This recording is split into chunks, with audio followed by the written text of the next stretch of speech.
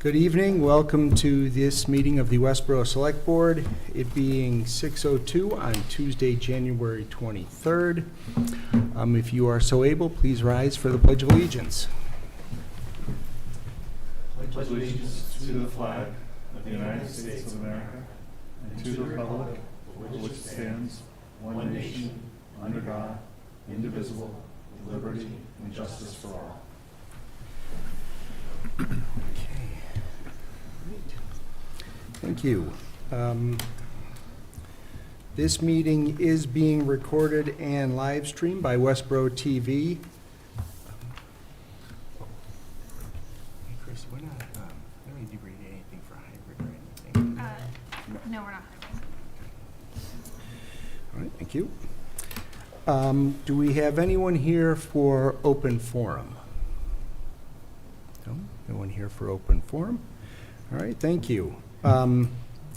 We will continue our hearing on a status update with the 2024 Innkeeper Hotel Permit Renewal for Extended Stay America at both 1800 Computer Drive and 19 Connector Road.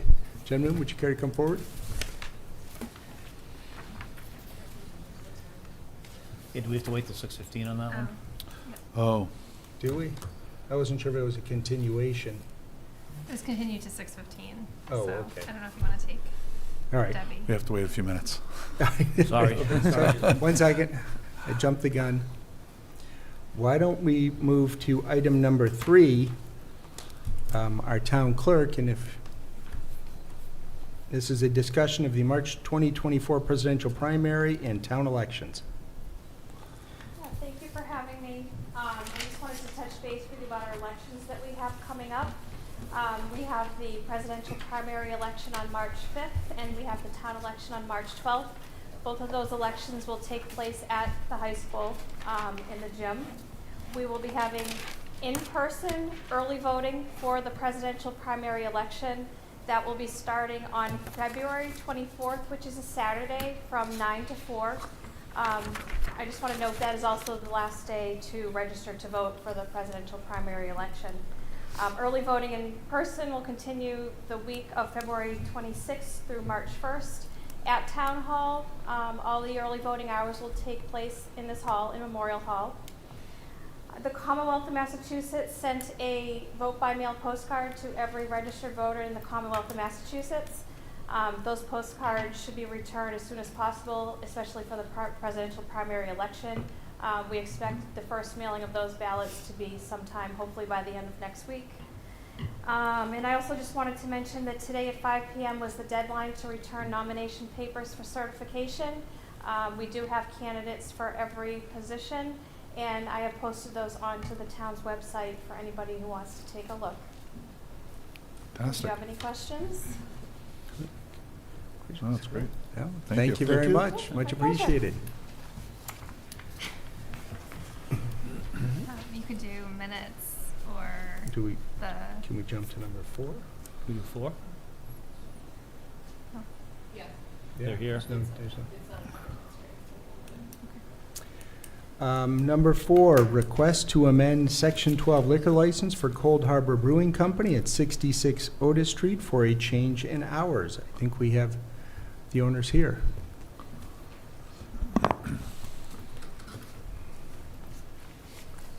Hello. Hello. Good evening. I believe you guys saw a letter that I submitted, or Yeah. a request that Yeah. I submitted. Yeah, and I guess if you just want to give your name and your location, a little free advertising. Oh, sure. Will Oliveira with Cold Harbor Brewing Company, 66 Otis Street in Westborough, requesting a change of hours for the liquor license so that we can open at 10 a.m. on Sundays for brunch. All right, excellent. No, I can understand why you'd want to extend your hours. You guys are packed. Yeah. No, Doing well. It's terrific. thank you. And if we can review, I think, not at this town meeting, but the town meeting before this bylaw was updated. Recently. Recently. We accepted that. The town voted to permit this with the approval of the select board. Any questions from the board or concerns? I don't know if you have any questions of us, but yeah. No, sir. I can make a motion, or you want to make a motion? Go for it. Okay. I'll move to approve the amendment to the Section 12 all alcohol license for Cold Harbor Brewing Company LLC, doing business as Cold Harbor Brewing Company at 66 Otis Street for a change in hours. Second. All right, questions? All those in favor? 4-0 for being present. Thank Good- you very much. good luck. Good to see you. See you guys there. Yes. Now available for brunch.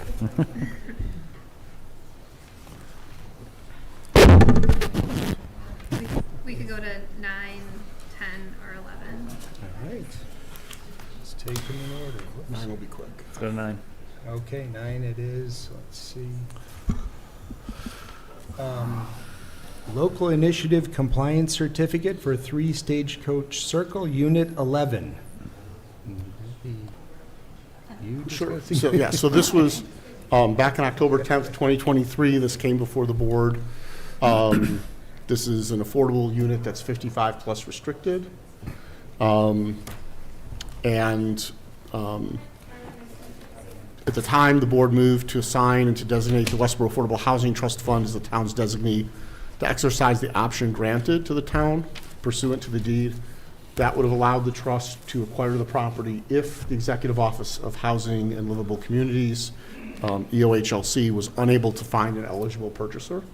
They were able to find an eligible purchaser for the property, so there's no need to move forward with that. The trust won't be taking any action. However, the town does need to sign off on its participation certificate for the local initiative program in order for the closing to occur. I did double check. The big issue with the LIP documentation for the town is that the deed rider for affordability is carrying forward properly.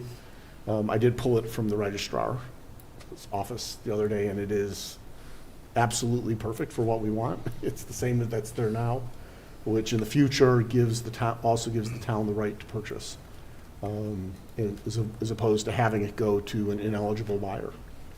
And it remains affordable in perpetuity. So I would move to authorize the town manager, Christy Williams, to sign the local initiative program compliance certificate for 3 Stagecoach Circle, Unit 11. Seconded. All right, any questions? That's exactly what we want. Yep. Thank you very much for your efforts. All those in favor? 4-0. Okay. I'm going to do minutes. 6:10 minutes, all right. Approve meeting minutes of January 9th, 2024.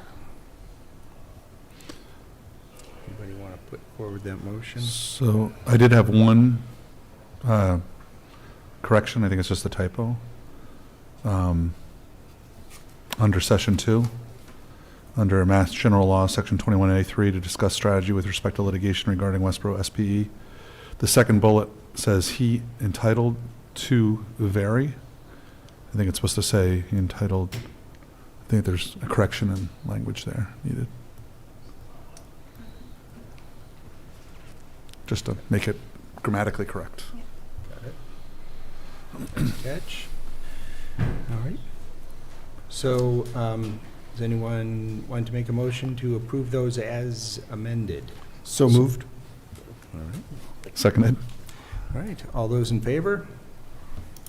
4-0. Thank you very much. Thank you, Sheila. Thank you. We can probably do the finance department. So, if that's okay. Sure. Okay.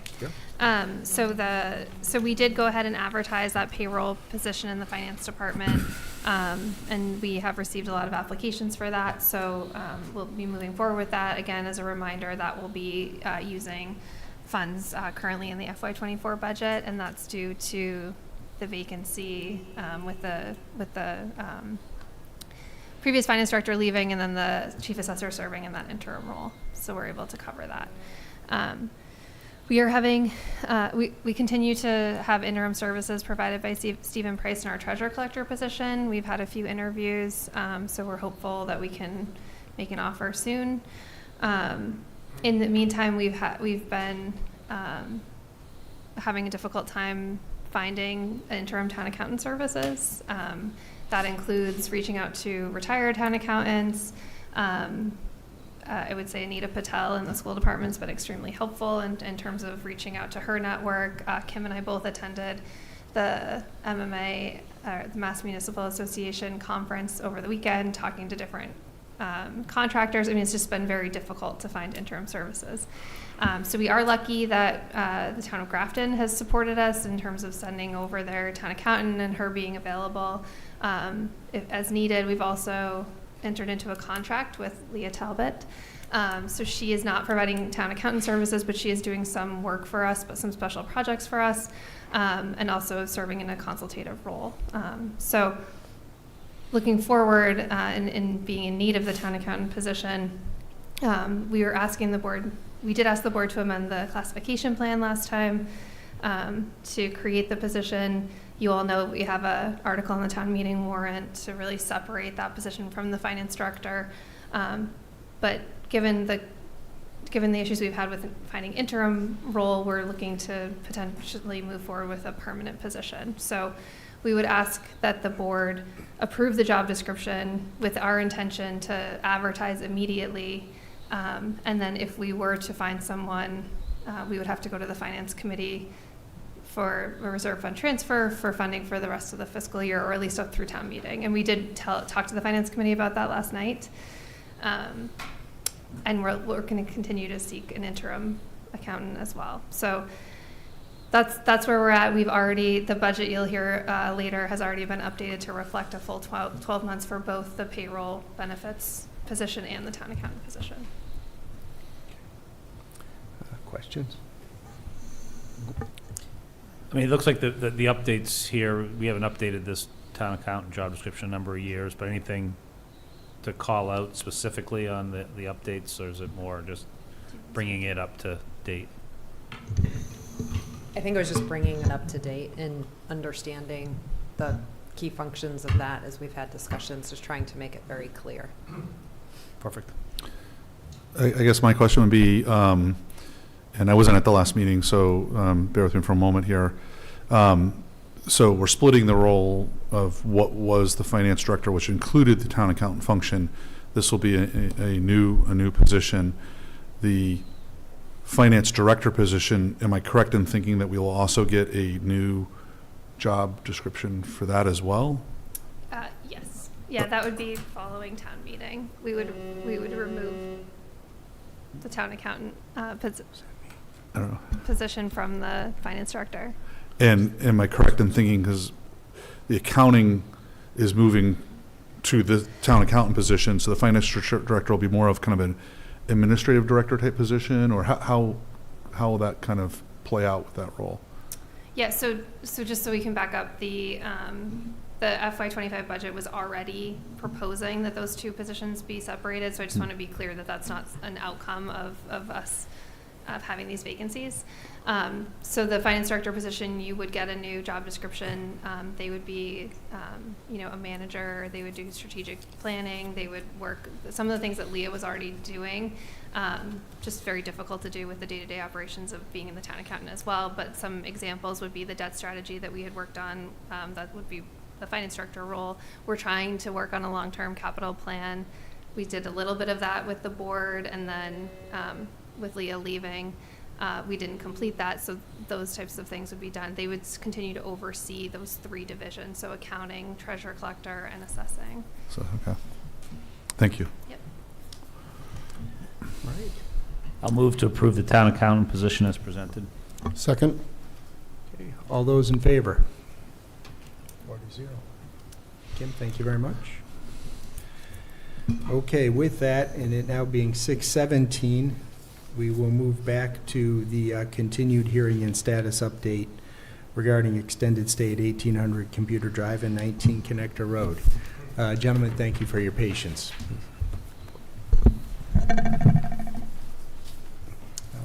Give your names, and then I think just sort of, for my benefit, an update, I guess, since we spoke to you 2 weeks ago. Yeah, Ryan Bogley, General Manager. Hi there, Joffrey Nietzel, District Manager. Thank you. Yeah, I just want to say we are still in process with our third-party company, the Certified Control Fire Protection. They are still working to get those, I think it was 2 items in total that they had to take care of. So we are hopefully within this week to get the finalization on the ETA for them to complete that. And the deputy chief was on site today and actually had a phone conversation with Consolidated Fire Protection with me present, going back and forth on the emails with the scheduling. So he was present for that conversation. Okay. All right, thank you. And I did upload the new hydrant test from 1800, which still showed the 2 deficiencies, on which is why we called Consolidated today to get them to come out. We do have the quote to have them fixed, so they'll be coming out to do that. He just wanted a more of a rough estimated time that they have yet to give us, unfortunately. So he was trying to help me speed the process forward. So do you have a date when they're coming? As of this second, we do not.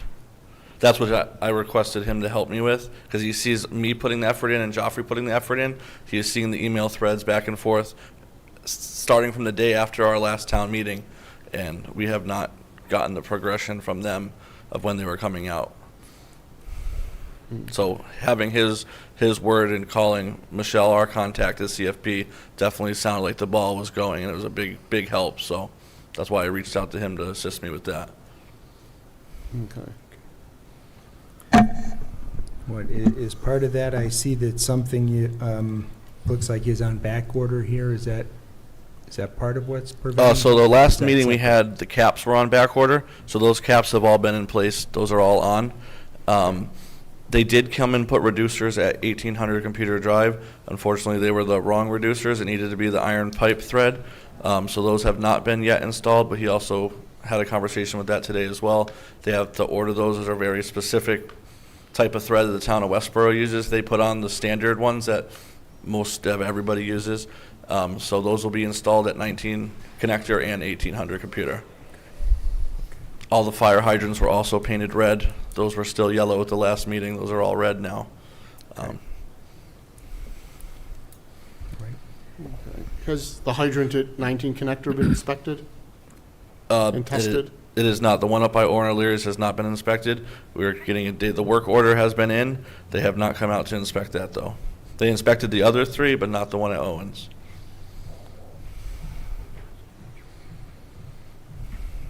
Well, the work, you said the work order is in, Order yes. is in for that, okay. I can provide emails if you guys wanted to see them as well. I know the chief deputy went through my phone today and saw them all, back and forth of the work orders placed, work order numbers, their response to us. So we've been basically the last 48 hours trying to get them to give us a specific date for this meeting. I was like, I have to go in front of the board. I want to give them a date of when it's going to be completed, and they had yet to do this as of 6 p.m. when we left the hotel to come here. And what's the status at 19 connector of the fire alarm and seal panels? There's an issue with the batteries? That has all been resolved. That's all corrected. Okay. Has that documentation been uploaded yet? 'Cause- I did, yes. Okay.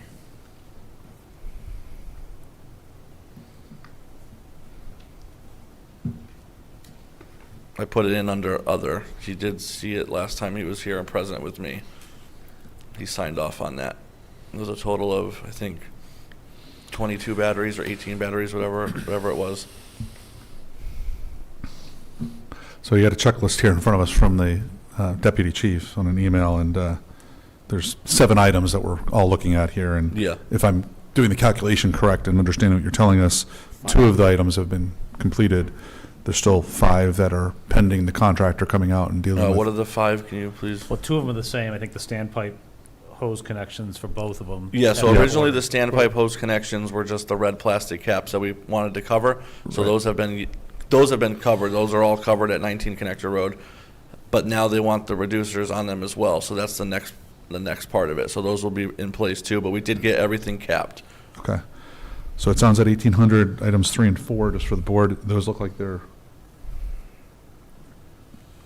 not rectified, but At they're- 1800, Number 1. there's still an issue with the hydrant Yeah. drain barrels not draining. Yes, the 2 in the The back, standpipe yes. hose connector reducers he's spoken about. yeah, and the At cap. 19 Connector Road, the caps are done. Yes. At 19 Connector Road, the hydrant still hasn't, by Ono O'Leary's, still has not been tested and inspected. and also the standpipe hose connector reducers. Well, the reducers, yeah. So it's The reducers, three yeah, so things they're gonna, before those are gonna be on the overrides. same date. They do 1800, they're gonna do 19 connector as well for the reducers. Okay. And as soon as I have that date, you guys will have it present. I'm gonna send it to the deputy chief, the fire email for the town of Westborough. As soon as I get that confirmation, you guys will have that. All right, thank you. Any? Sounds like you're at the mercy of the It is, and I showed that to him today. He was kind of like on board with me. He kind of felt bad for me. He saw my emails going back and forth. I'm like, I need to get this done. I need to get this done. And it's like, I'm at the mercy of them right now of getting it completed. And if I heard from the last meeting, the deputy felt that there was nothing urgent, Yeah. that was life-threatening. And I'm assuming that includes this entire list, so, but it's good that you're still working through the issues. Yeah. Okay. So our next meeting, I think, is February 13th? Yep. Okay, so we would continue this. Until then, I think that's, Yeah, but as soon as you said, as soon as you find out, As soon as I get the let us dates. know so we can. Yeah. Yep. all right. So I would move that we continue this hearing and status update for the 2024 Innkeeper Hotel permit renewal for extended stay America, 1800 Computer Drive and 19 Connector Road to February 13th, you said, at 6:15. 6:15. And then to allow them to continue to operate. Yep, and allow them to continue to operate. So, And I think if we get a confirmation that, from the fire department, that everything's done and whatever, we will not need them They to would come just in. get their So we would let you know that you wouldn't have to be here, but, so that's our hope. Yeah, Your us, fi- your us hope- too. Us your hope too. as well. Us too. seconded. So just one other comment. Feel free to Yep. let the contractor know we'd be more than happy to have them show up at the Okay. next meeting and explain why they're unable to make these simple repairs. Yes. So we do not have the power of And subpoena. that's basically why, that's basically why I asked the chief No. deputy to just please call them. Yeah. So. Yeah. we Well, I'm call- glad that he helped. That's, I mean, I'm glad that helped as well. yeah, and hopefully that spurs things along. All right, so we had a motion and a second. All those in favor? Thank you, Thank gentlemen. you for coming Thank you. tonight. Thank you very much.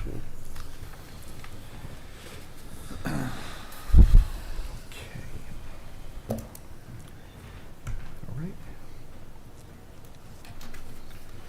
So we're cooking. I have us on item number 5, Stormwater Utility Fund rate setting and approval of regulations. Do we, oh, thanks for being early, guys. Much appreciated.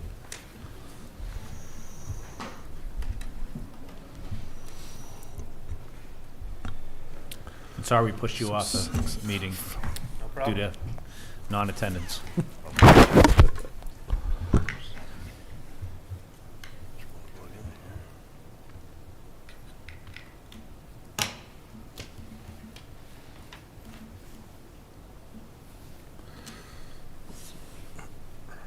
Do we need to?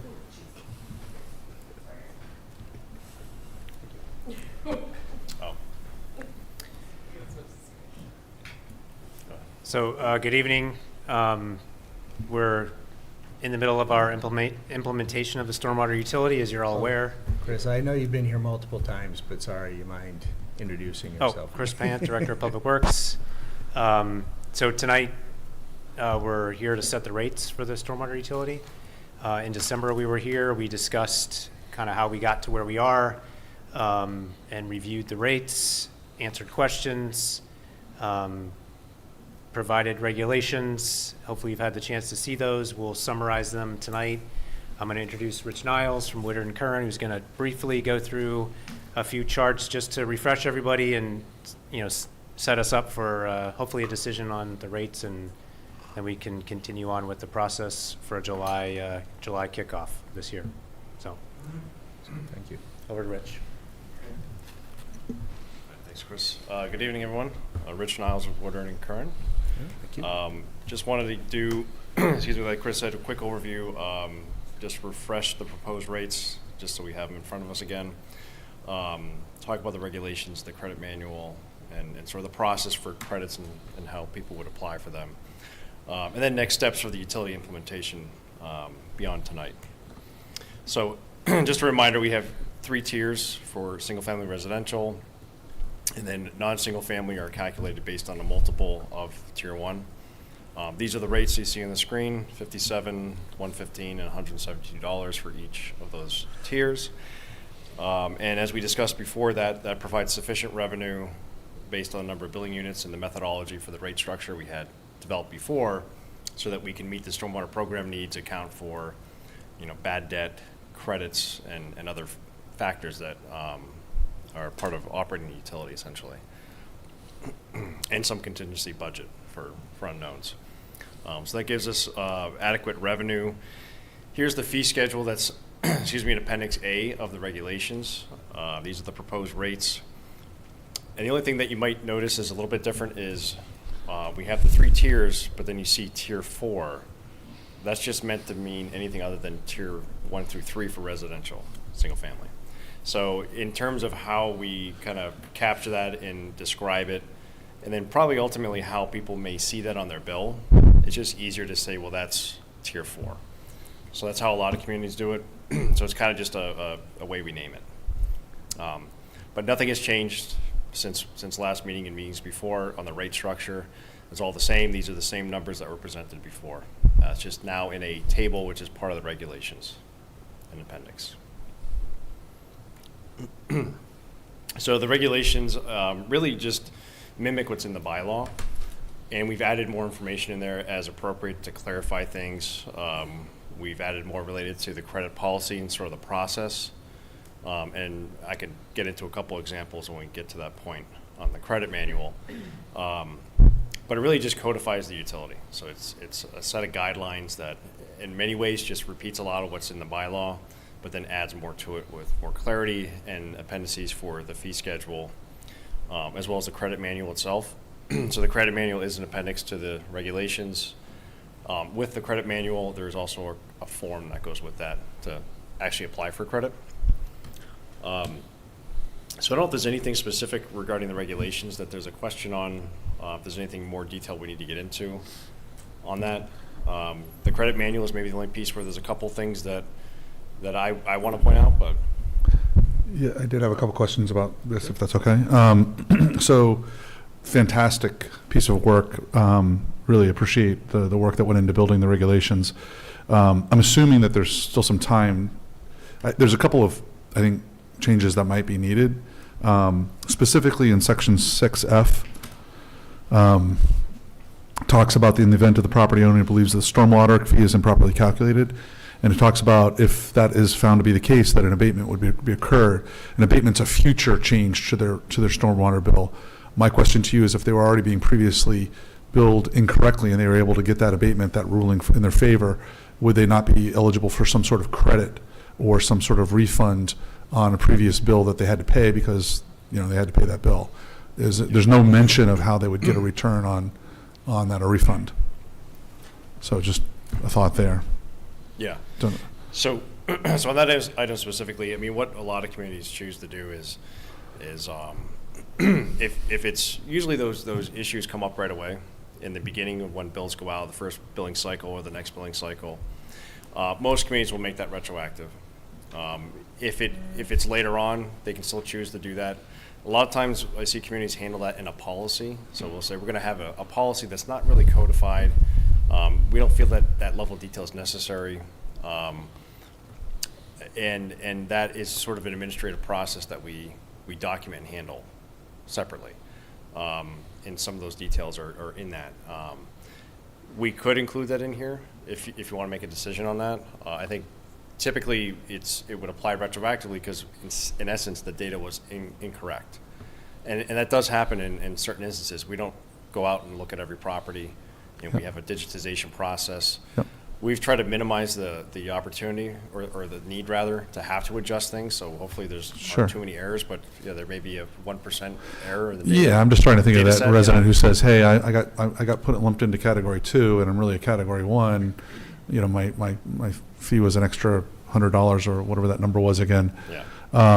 And how do I get refunded for that? An abatement will solve that problem moving forward, but it won't Right. solve that problem of. Well, the same with credits is that any adjustment would be then reflected on the next bill. Yeah, I just noticed in the documentation, you have a lot of Yeah. information about how to apply for credits and all of that, but there didn't seem to be any process for somebody to make that request. If you're saying it's going to be in a policy, I'm not aware of a policy other than this regulation. I'm treating this like a policy. So if I'm understanding you correctly, you're suggesting that in the future, the town would create an additional policy on top of this that would address that problem. Is that? Well, you could if necessary. I mean, Okay. the other way is just to handle administratively Okay. in that manner. Okay. I think the intent was that would be retroactive, Okay. because you're adjusting something that was an error, almost like a billing error. Yeah, I just want to make it as easy as. So you'd but- pay it, but you'd get, in essence, credited. The abatement would happen next time. Right, if you which would- paid it and then and it became adjusted, then the adjusted amount would then be reflected on the next bill until that was accounted for. Okay. Yeah. All right. That's typically how it's Going- handled. It's really more Okay. administrative. Well, Well, yeah. to codify retroactive, you then have to get into how far back. Yeah, absolutely. Right. you Yeah, know, yeah. 'cause Well, the process when is we look at, pretty timely, but. situations we've seen with, water sewer bills where someone had a leaking appliance and didn't realize they were using lots of water, right? How far back do you go in working with the homeowner? I think there needs to be discretion. So rather than, I guess my inclination would be rather than adjusting, the bylaw and the regulations, that we see what the need is and how frequent this is, and then develop a policy. Yeah, I think we just need a process, right? We have a process for the abatement. We should have a process for a refund if the person, that's all I'm suggesting here. So wherever that properly belongs, or whether we just administratively take care of it, I mean, I guess that would be up to you, Yeah, Chris, yeah. as the administrator of. Yeah, maybe utility. it could be we're just interpreting, which is your point, we need to make sure we're clear. But Yeah. I think what 6F says, I mean, an abatement is, so I got a bill, the bill, I decide as the homeowner or whoever that the bill isn't accurate because there's some error. Maybe I'm in tier 1 instead of tier 2 or whatever. Right. So I apply per this regulation to the Department of Public Works and state my case. A decision is made that, yes, you are correct, you're in tier 1 instead of tier 2, then the abatement is the refund of that amount you paid. Okay. I mean, typically, I think of an abatement as future, moving and then it's forward. adjusted Okay. for the future. And it's similar to a water, Okay. right? If there's some error in the water system, whatever that might be, and I was charged for things I didn't consume, Yep. then there's an adjustment made, there's a refund made, and then we obviously correct it moving forward. That's fine, as long as what you're saying is that refund would be calculated as part of the abatement process. That's fine. That makes sense. That's what the abatement is. Okay. It's reflected on the future. It's generally reflected on the future bill as a credit or whatever the case Okay. may be, or your future bill's reduced, that kind of thing. But, Okay. yes, that's what the abatement is. You got my question. I got the answer I needed. So, and then the other question I had was I think there's, I'm a stickler for reporting. So in Section 8, the annual report, I would like for that to also say recommendations for rate and policy change.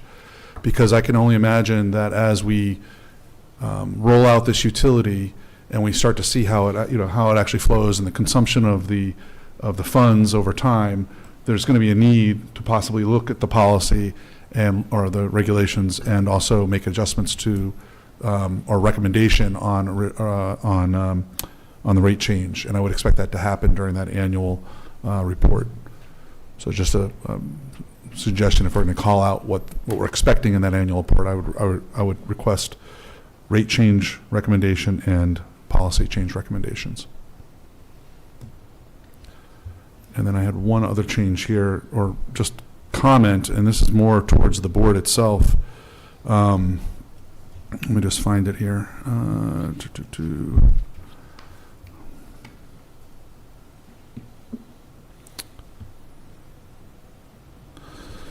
sorry. Article 2, purpose of fund. There was a mention of where refunds would not be accommodated for, and I'm trying to find it here, for age or other tax purposes. I'm just trying to find where that is, sorry.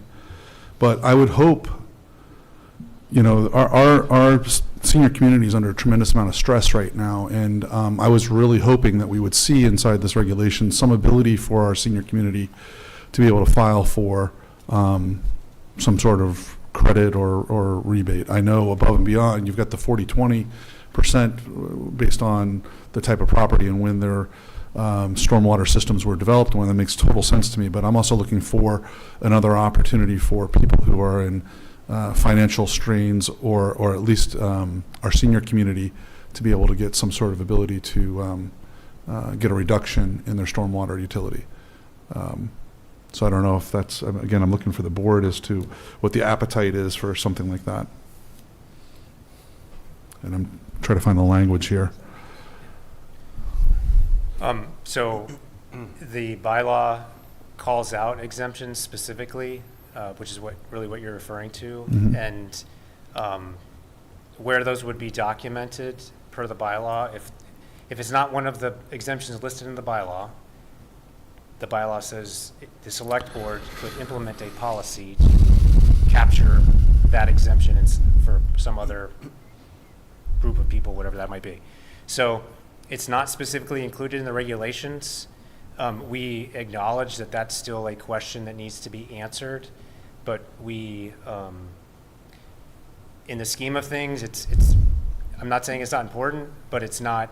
We're not talking about a large number of people, so basically we're trying to get the meat of this Found it. kind of organized, and then we come back at a later date, and we can do that before July if we need to, that with a policy recommendation for exemptions. Yeah, so just so everybody's on the same page of where I'm talking about, it's section 4A, and it's the last sentence there. No exception, credit, offset, or other reduction in stormwater utility fee charges shall be granted based on age, tax status, economic status, race, religion, or other condition unrelated to the cost of providing stormwater management services.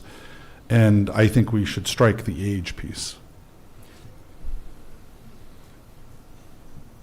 So if I understand correctly, one, I mean, I guess I would agree that, you know, as a group coming forward with the recommendation, you would not include a recommendation based on how we should apply this socioeconomically.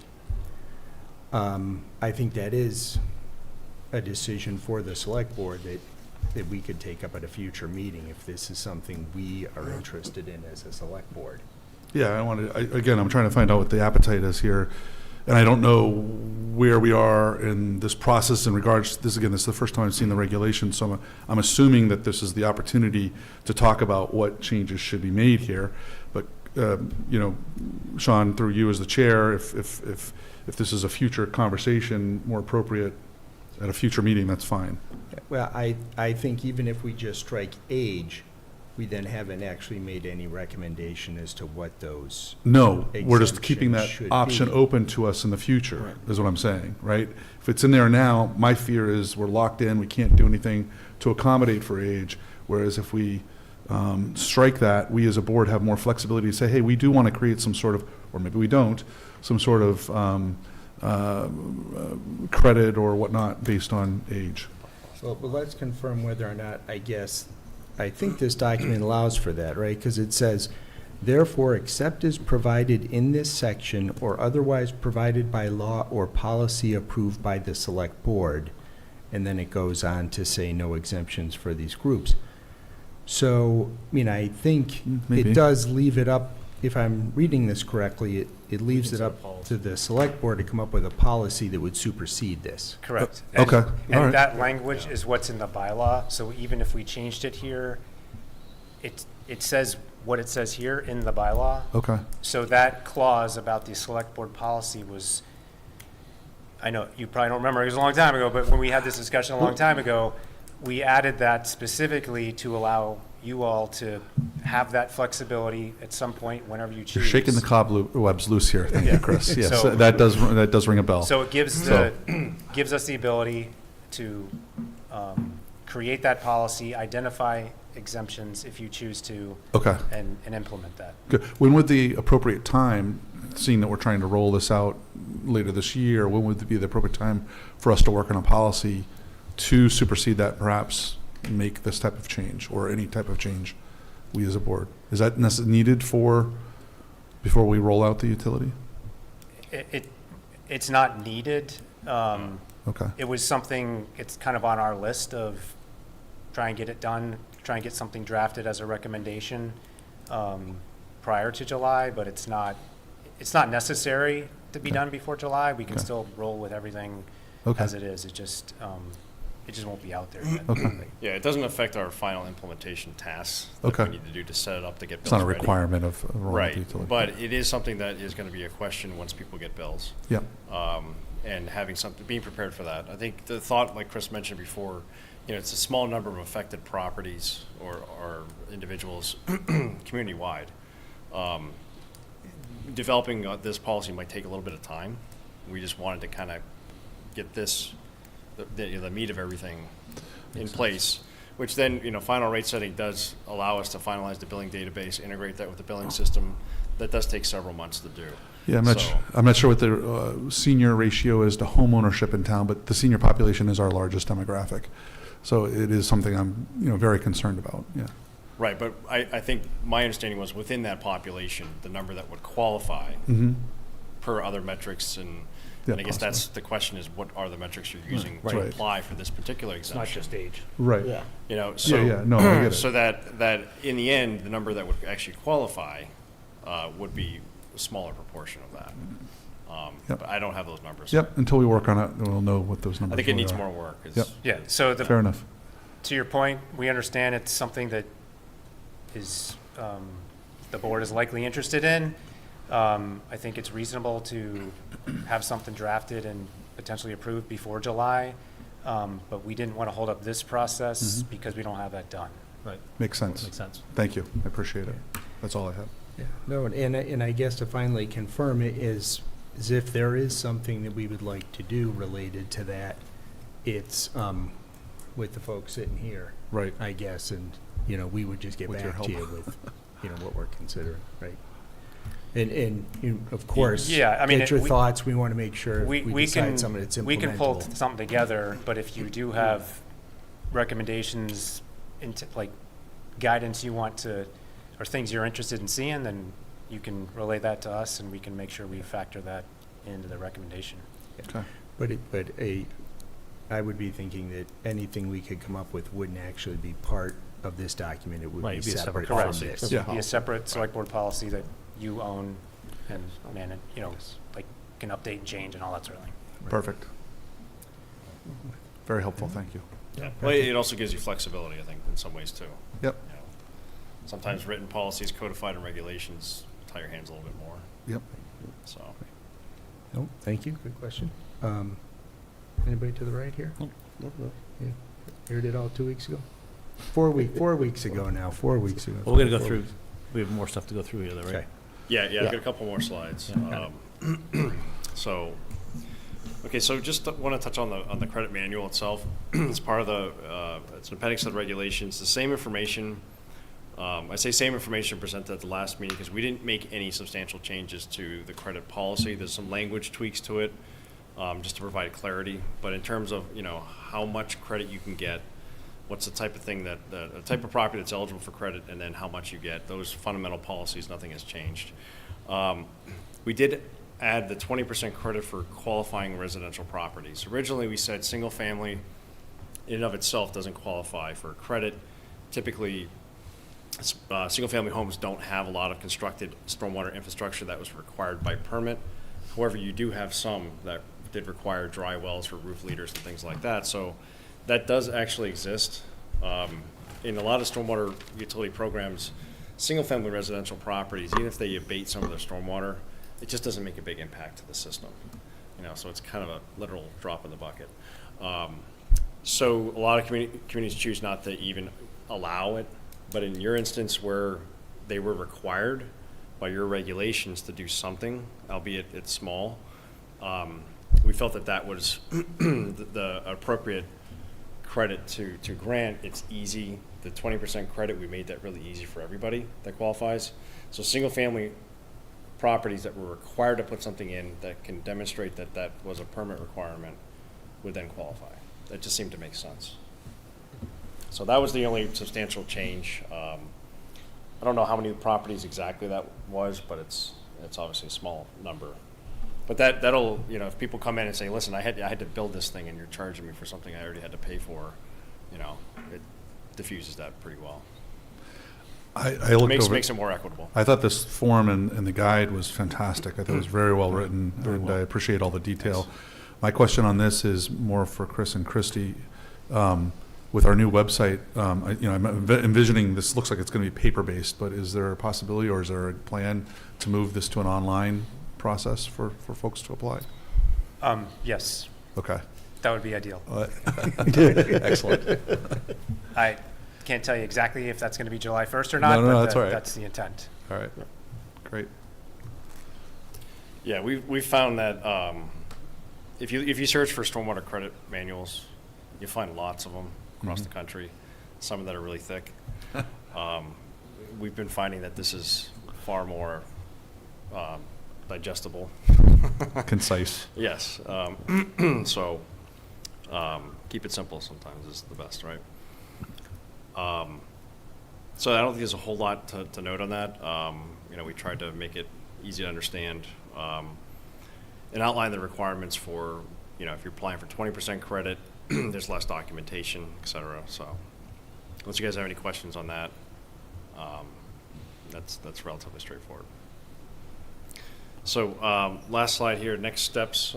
So pending the decision tonight, we would proceed with developing what we call the billing master account file. So we'd be working with your software company to integrate that. That would actually be Munis, which is the platform for utility billing that you're migrating to, but we'll start with stormwater since that's in front of us right now, and Clean Slate. So we would start that process to integrate that, setting up the billing database, so that's ready to go. That does take some time. There's some nuances with properties that making sure we get the right bill to the right owner for some unique situations. There's always some unique situations because we build it off of the water sewer database quite often and merge that with parcels, and it's probably about as much as you care to know, but there's some work that goes into that just takes a little bit of time to QC that.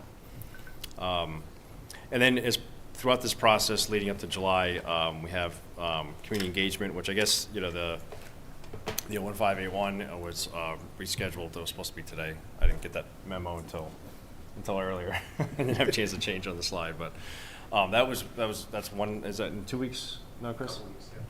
A couple weeks. Shelby and Chris and maybe myself will be there to just kind of talk about the utility a bit more. Seemed more appropriate to do that after tonight than this morning. Website updates, these are pretty easy things. Fact sheet, FAQ, so what is my bill going to look like? How is the fee calculated, things like that. We have some of that already, so we'll just adapt that a bit more. And then some type of noticing prior to billing so people know it's coming. A lot of people will call because as soon as they get a bill, they won't pay attention to anything else we do until they get a bill, and they'll call. Chris and I are discussing options to do an online bill lookup, some type of way for the community to look and see what their bill is going to be. So that's something that we would, depending on how we go with that, in theory, we want that ready prior to billing. So that's something else that we're considering right now. So there's public engagement, and then we typically have some internal policies and guidelines that we develop. It's really for Chris's staff, so they have kind of a format. So if somebody does come in for that abatement, that adjustment, there's a few different categories of what adjustments look like. And this is how we would handle each one of them, how we would verify it. So it kind of gets into the real nitty-gritty of that adjustment process. And that's a common thing that we want staff to be prepared and make sure that we're treating every property the same and making those adjustments properly. So there's always some sort of internal administration and related to billing that we develop some of that information, and it's just kind of a few pages that explain that so Chris's staff have the right support for that. And then quite often there's sort of a trial run of bills. You know, you run the bills and make sure everything works and makes sense. And then the expectation is that the billing cycle starts in July. First bills go out. So, any questions on that? Nope. Nope. Thank you. No problem. Well, good. Thank you very much. So the intent for us tonight was hopefully that you vote, ideally that you approve the rates, but also the regulations. So Patrick did mention for Section 8 some edits. Is there, I guess I'm asking procedurally, can we, if everybody agrees, if you decide to approve the regulations, could we approve them with the note that we have to add the outcomes that you're asking for in terms of Yeah. policy adjustments or rate recommendations to Section 8, which, you know, I wrote, like, we can add that in. As Yeah, I can make that motion. So I'll move to approve the Town of Westborough Stormwater Utility Fee Rates, Rules, and Regulations as presented with the proposed changes to the regulation document. Second. All right, questions? Very good. All those in favor? Gentlemen, thank you very much. Thank you. Thank you. A lot of work. Good to move it forward. Yes. Thank you. Okay. Good night. So we have a public hearing.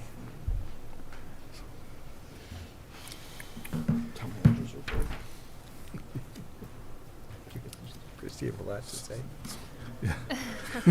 You could read that whole document. You can do issues and correspondence too. Well, we could do the request for qualifications if you want. Sure. Okay. So we're going to move to the request for qualifications, public engagement, and schematic design for the community center. So we did forward to you sort of the scope section of what would become an RFQ for likely an architect to come in and do public engagement.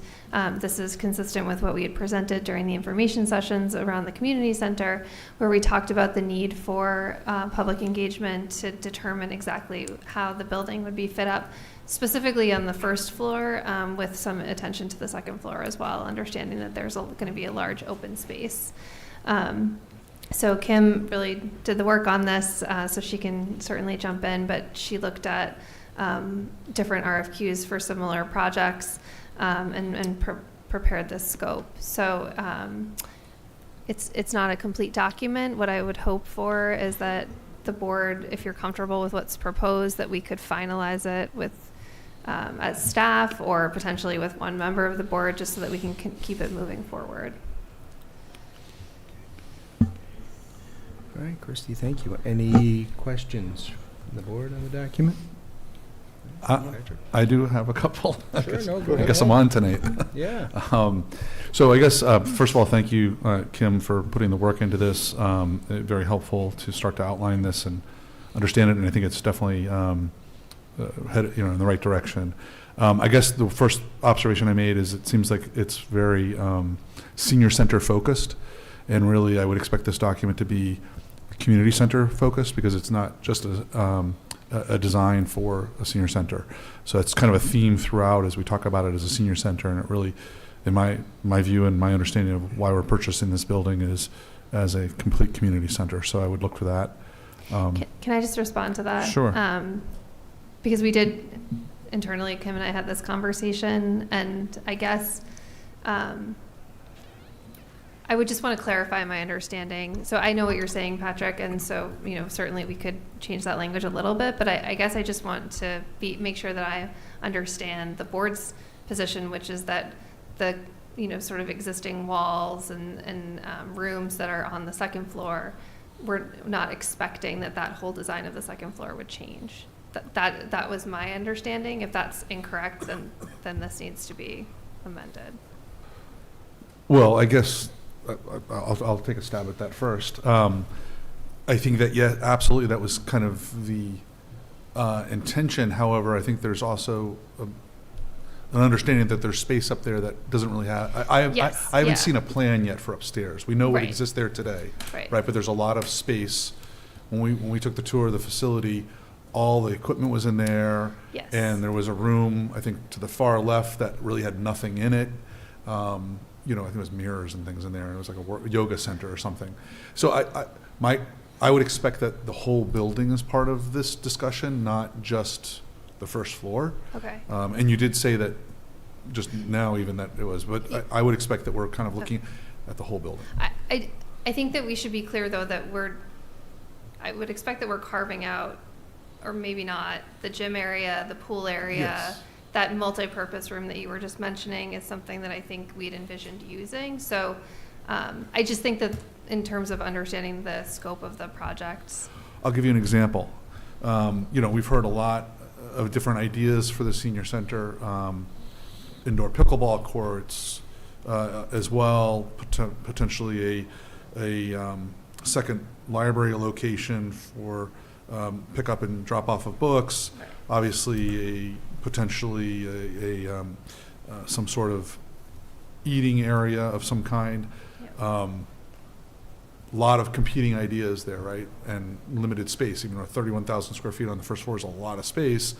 But I could see some of those things potentially going upstairs as a possibility. So that's why I'm saying I think that this document and the expectations we're setting with the designer need to be inclusive of the whole building, not just the senior center concept. So The whole building, including the gym and the pool.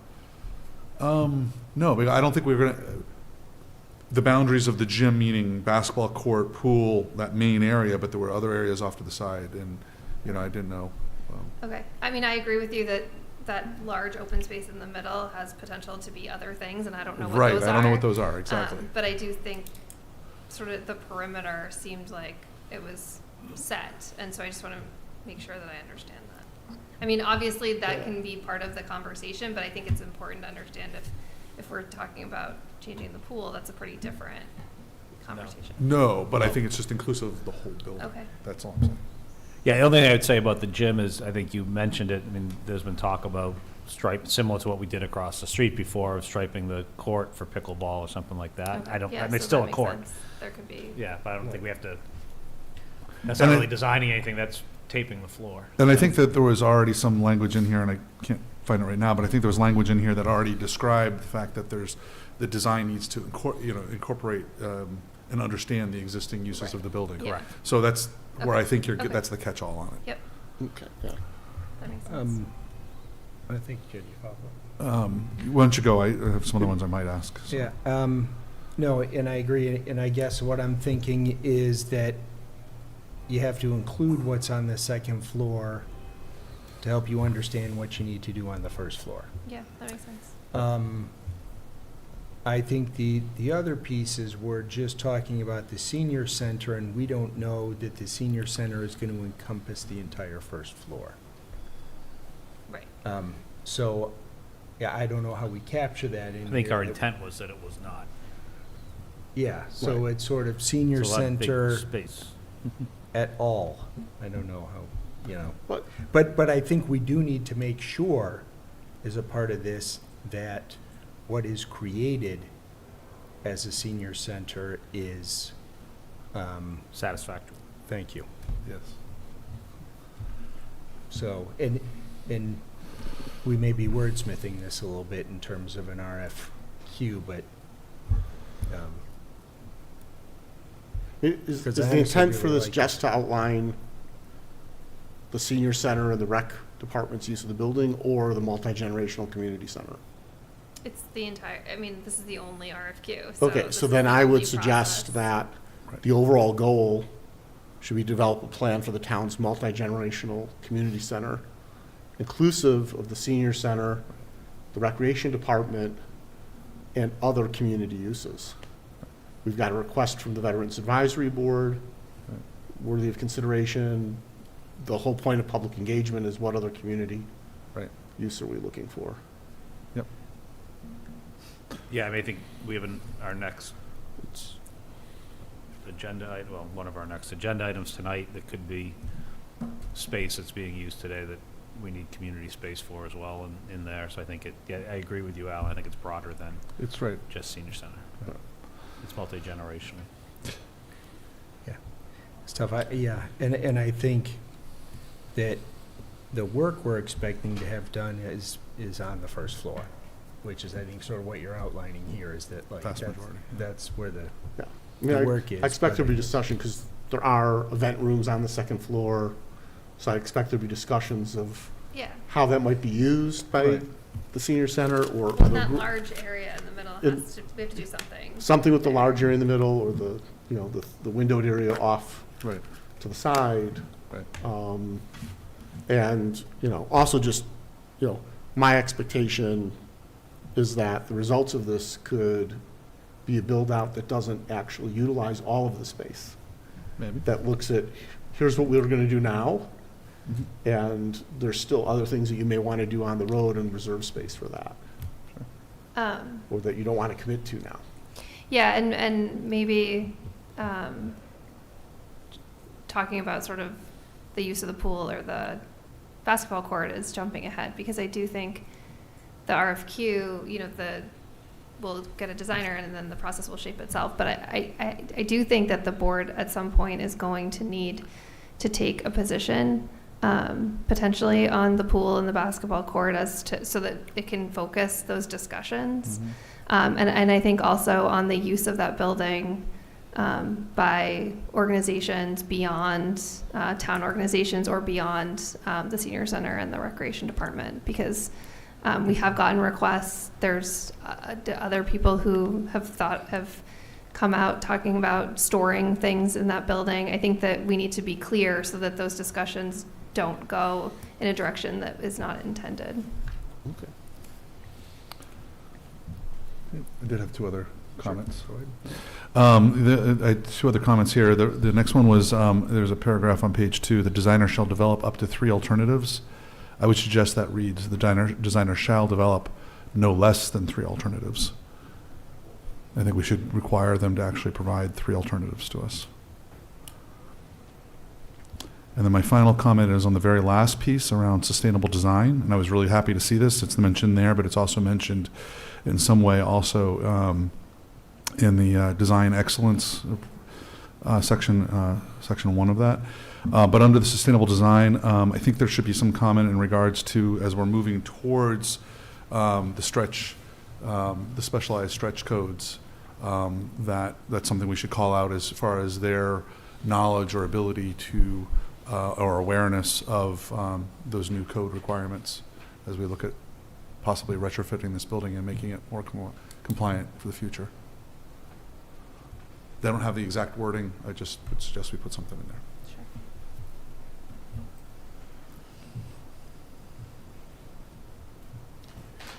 All right. Gentlemen, any questions? You guys are good? Good. Okay. So, looking to move forward on this, looking for a recommendation based on the comments I heard this evening. I don't know if folks want to, you know, I think Christie did say, could we consider this a good draft, and is there a member of the group who would like to help them finalize it, or what are folks' thoughts here? I mean, I'm comfortable with it being a good draft, taking the comments that we made tonight into consideration. And I think putting a board member on there to work on it is fine. I don't want to do it, but that's why I spoke up first. I'm not raising my hand for that one. Got it? Okay. I would be supportive of supporting this with the changes we've discussed. I'm not sure how much we need as far as additional board help on this. I think that Kim and Christie are very competent individuals. But I do also, I don't want to slow things down, but I do wonder if Shelby has any questions about this, and I don't know, So I believe Shelby had said that she will be also providing comments over the next day or Okay. two, since she was unable to make it here. And, you know, to be considered as part of the draft. So I know she is providing feedback. Well, let me just say that, that's what I know. Alan, I don't know if you have any additional thoughts, or? Well, I'd be fine to move to approve the draft scope and criteria with consideration to the comments received here tonight and those expected from Shelby. Seconded. And, well, I should, if that's town actually the council. motion, I'd say, and to authorize the town manager to finalize and release the RFQ, subject to town council review. Seconded. Okay, excellent. All those in favor? Good. What, did you have any? Well, I'm fine. I guess I'll go back. I mean, Christie in her write-up said that she would recommend that the board appoint one representative to finalize. I guess, are we saying we don't need that, or? I You think can nominate she, Shelby. I think I just said she if would you happy weren't with if you up weren't to one. comfortable with it at this point, then you I'm could. comfortable with it. But I'm fine with it, okay. Maybe if there's, I mean, I don't know what Shelby's going I to don't- provide. If You she know what, provides you heard anything, it. I but don't if- think that we need it, but Okay. if Okay. you're No. uncomfortable with the way it is at this point, then. No, I maybe think if there's- taking into account the discussion we had tonight, and I guess the question would be is not knowing what Shelby may give. Exactly. If there's something that comes up with that, Right. I would, you're gonna know and bring it back to us anyways. Okay. All right, So so we're we did vote 4-0, right? Yep. Okay, confirm we had that vote in. All right.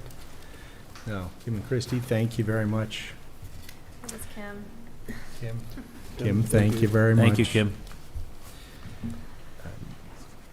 Okay. Not much. 15. Oh, we're still So- not there.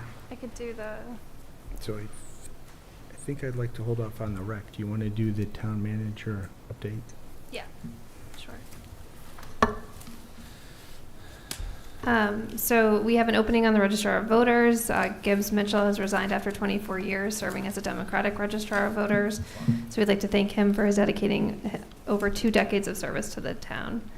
The Budget Summit is on Thursday. It begins at 8:30 in the Great Hall, and so that's the the all-day meeting with the Select Board and the Advisory Finance Committee, where you'll hear from some of the larger departments related to their budgets and their warrant articles. And we've also scheduled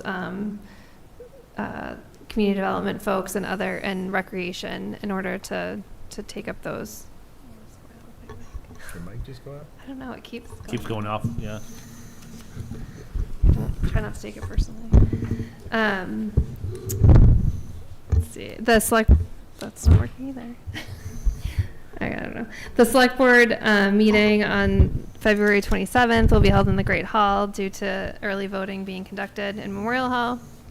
And then also the Municipal Empowerment Act. So the Healy-Driscoll administration filed a bill today known as the Municipal Empowerment Act. We actually learned about this at the MMA conference that we were at, where they presented it. It seems similar to the Municipal Modernization Act, where they're trying to go through a lot of things that are more complicated for municipalities operationally, and also trying to address a lot of challenges. So this is the result of 4 listening sessions. I've attached to my report, and it'll also be online, the section summary. But of interest to the board is making the COVID changes to open meeting law permanent is one of the things, as well as the outdoor seating. And there's a lot in here. There's different changes to procurement laws. There's local options. So there's a lot in here, and I'm sure it'll be discussed at the state level over the next few months. For department updates, the Finance Department wants to remind people that tax bills must be received no later than February 1st, and tax abatement applications must be postmarked by February 1st. There's a new exemption this year based on the state income tax circuit breaker. If you received the circuit breaker on your 2022 state income taxes, you are eligible for a match of that amount. Applications are available in the assessor's office and the town's website. Exemption and other tax relief applications are due by April 1st. There are programs for tax relief for seniors. Program information is available on the assessor's website and in person at the assessor's office. The senior veteran tax work-off applications are available in both the assessor's office and the senior center and are due by 4 p.m. on February 2nd. The Recreation Department is going to open their spring and summer registrations on February 5th. Programs will be available to view online at least 1 week prior to registration opening, and brochures will be mailed to homes by the end of January. The Rec Department does have financial aid available, so please contact them if you're in need of assistance. beginning in February, the Senior Center will be working with the AARP income tax group to offer free assistance with filing personal, state, and federal taxes. This will be appointment-based, held on Fridays between February 1st and April 5th. The Generation Bridges and Technology Assistance programs with local high school students will start up again in February as well. The council's begun to look at the needs assessment and the implementation plan. In the past year, the number of Senior Center participants has doubled, the My Senior Center participants, so we now have almost 1,500 seniors registered. And then in the town clerk's office, the 2024 street listing forms have been mailed to 8,781 households in town. If you have not received a street listing form in the mail by the end of January, please contact the town clerk's office. The state has mailed vote-by-mail postcards to every voter in the Commonwealth. If any voter in town has not received the postcard and they want to vote by mail, they can contact the town clerk's office. And then the town clerk's office will be processing all of those throughout 2024.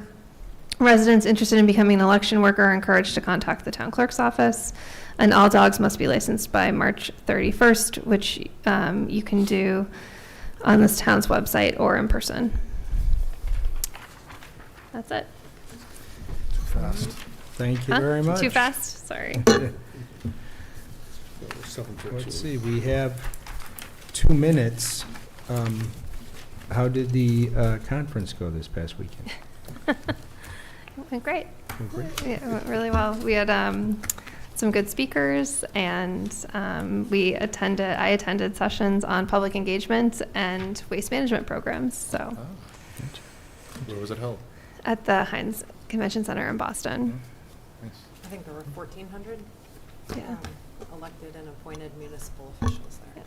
Oh, Wow. fantastic. There's a new president? Is there a new president?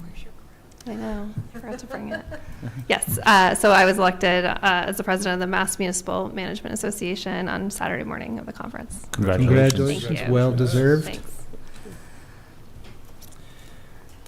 Get there yet? By the time you get up to Yeah. Hey, I can get set up. Okay. Give me that microphone.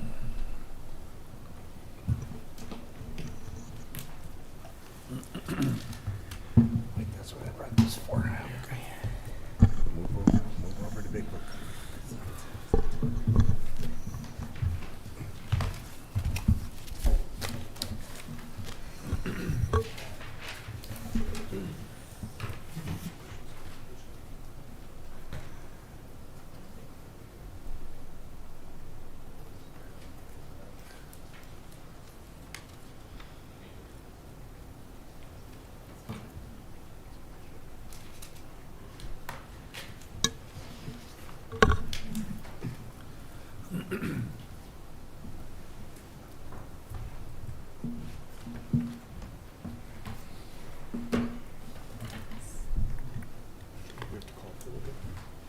Oh, yes. Yes. Pardon me, should we call this to order first? Yeah, open the public hearing. I'll move to open the public hearing on the fiscal year 2025 recommended budget. Second. Roll call vote. Nope. All those in favor? Thank you very much.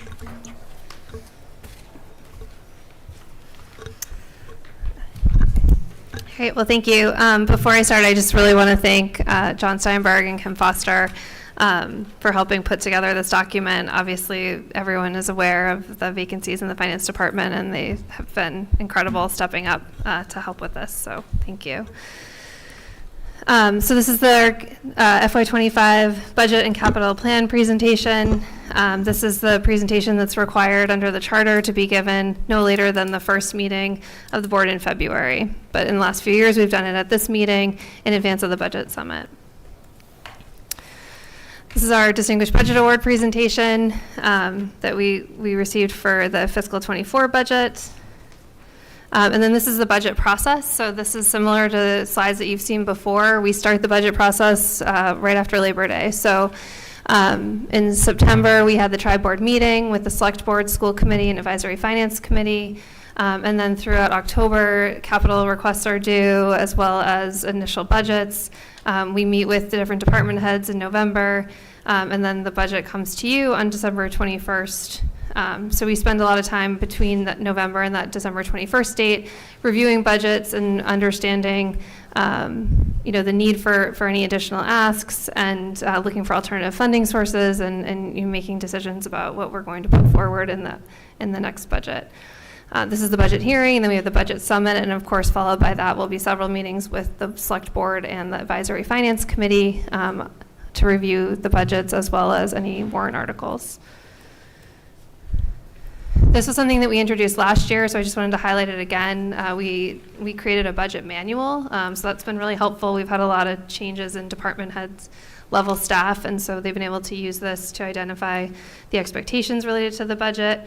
But I think one of the most important things that is part of that new manual is this PIR form, a program improvement request, and it's visible to the public and to all of you through each departmental budget. So you can see here, this is an example of the IT budget. The first column is the department request. That's expected to be a level service budget. So any increases that are in there are increases as a result of inflation or other things in order to maintain the level of service. It's inclusive of only existing staff. The program improvement line will show the cost of anything that's being proposed, and then of course the manager's recommendation. So you can see here that, as you look through these, you can see if the PIR form was incorporated into the recommendation. I think that's really important. So as the IT, as an example here, you can see that there was a request for $46,000. That request was not fully incorporated into the budget because we were able to identify other funding sources, which I'll talk about later. If you look at the software maintenance at the bottom, there was a request for an additional $15,000. We actually ended up reducing that budget item based on conversations and understanding the needs of that particular request. So that's kind of the work that we do in order to get to the budget that's before you. This budget is proposing a significant tax increase, the $979 to the average single family. I do want to point out that last year when I gave the same presentation, we were proposing, I think, an $893 increase. So the point of saying that is, and we'll talk about it more in this presentation, is there's a lot of things that we don't know at this point, and a lot that we will learn between now and town meeting when we're asking the voters to vote on this budget. And looking at our current fiscal year average single-family tax bill, you can see that we're at the $11,680, which is right in the middle of our dashboard communities. And looking at our excess levy capacity, again, I would just point out that last year we were expecting at this presentation to reduce our excess levy capacity by about $2 million. So here we're showing that it would be a decrease of about $4 million. We're able to grow our excess levy capacity. Certainly there's no guarantees, but just understanding that there's a lot of information that we don't know based on the timing of our budget being due and town meeting. So some of the outstanding budget items, the things that we don't know, the insurance budget, we're experience rated, so it's to our benefit to wait to get closer and closer to town meeting in order to get that final increase number from our carrier. The number that we're carrying in the budget is a 5.5% increase for our health insurance line. And so as a reminder, the town pays 75% of employee health insurance and retiree health insurance. The ASTIBIT assessment is also an estimate at this point. State aid, at the conference that I've been mentioning, we learned from Governor Healy that her budget's coming out tomorrow. So this number will be updated tomorrow. She did forecast a little bit higher percentages than what we're carrying in the budget. So I hope to have that update for all of you at the budget summit on Thursday. The fire union contract is also has not been agreed to, so that number is not in this budget. And then the landfill budget is based on a 3% increase. That's what we were told to estimate if we were to remain with the current structure. So understanding that there's still conversation to be had, which the board will have a a discussion at your next meeting based on some information that we've learned and the Waste Management Exploratory Committee's recommendations. And then Youth and Family Services, we had a great meeting with them the Shrewsbury Youth and Family Services last week. And we believe that if we do move forward with this new service delivery model, there will be a nominal savings in that budget. One of the things that we've been asked to talk a little bit more about in these presentations is our revenues. So as you all know, that whole circle is the amount of money that we need to raise in order to fund this budget. And so when we look at our revenues, we're able to reduce the amount that's raised through property taxes. So if you look at the red section is licenses and permits. There hasn't been a lot of building, so that's not forecasted to increase as much as it has in previous years. The ambulance receipts is something that's robust, and so that's that 1.65 million. Motor vehicle excise is significant for us as well. That's 3.5 million. And then that larger dark blue section is state aid. So the entire pie is how much we need. People ask a lot, I think, where that money goes, the money that comes in as a revenue. It just comes in as a general fund revenue, and it decreases the amount we raise on the taxes. So the whole pie is what we need, and the larger blue piece is what's raised on the taxes.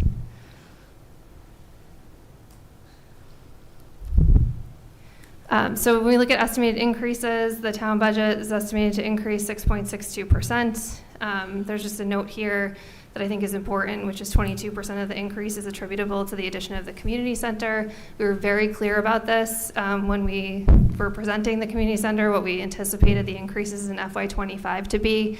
I actually have another slide that will go through that a little bit more detail. School budget increase is about 5.4% or 3.4 million. Our fixed costs, that's where our insurance is, our electricity, but also our debt.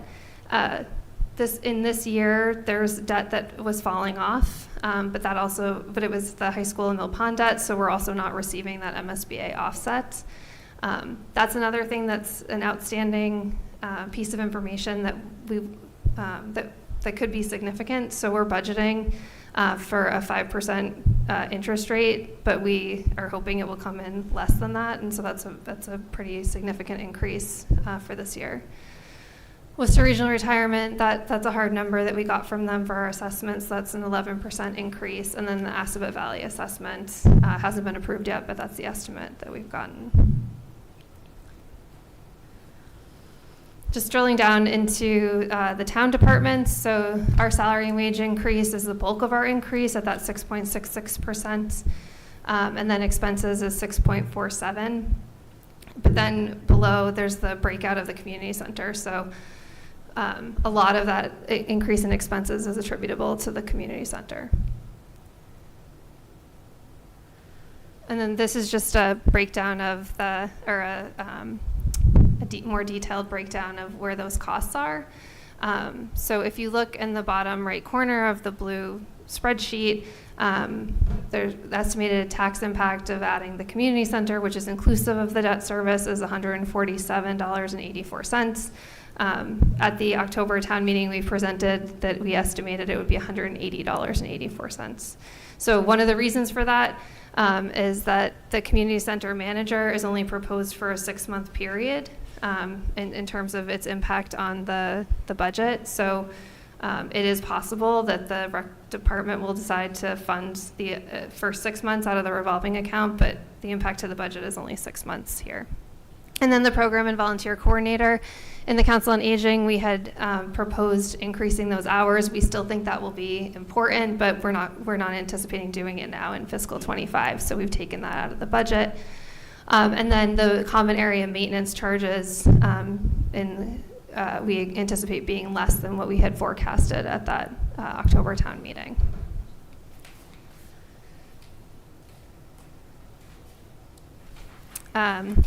For salary and wage increases in the Board of Health, we currently have a part-time public health nurse He works with us 16 hours a week. He spends 1 full day at the senior center. He's currently funded, that position's currently funded through a grant. That grant will no longer fund that position in fiscal '25, so we're requesting that it be funded through the budget. We're actually only proposing that half of it be funded through the budget in the Board of Health budget, with the other half being funded through the formula grant, which is a grant through the senior center. In the Council on Aging, last year, you might remember there were several positions where we added a few hours a week to many different positions. All of that last year was funded through that formula grant. This year, we've taken 5 of those hours that were increased for the administrative assistant and put them onto the budget, which is something that we had anticipated doing. The Finance Department, which we've talked a lot about over the last month, these are those two additional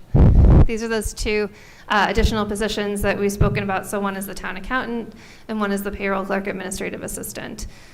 In your budget books, those are only proposed for 6 months. Here, this is the full cost for the full 12 months because we anticipate hiring them in fiscal '24. The fire department, we had the 4 additional positions. They're added in this current year. So, but $100,000 of the cost to bring them on and fund them was through ARPA funds. So that has gone away for fiscal '25. And so it's an additional $79,000 to the budget to fund those positions or that gap. And then the fire chief is proposing 4 additional lieutenants, so not 4 additional positions, but firefighters being promoted to the rank of lieutenant, which would result in about $27,000 increase in that budget. For information technology, we have the GIS administrator, so she does a lot of work creating maps and we're doing a lot of GIS work, obviously. So she's currently a 19-hour-a-week position. She would move to a 40-hour-a-week position.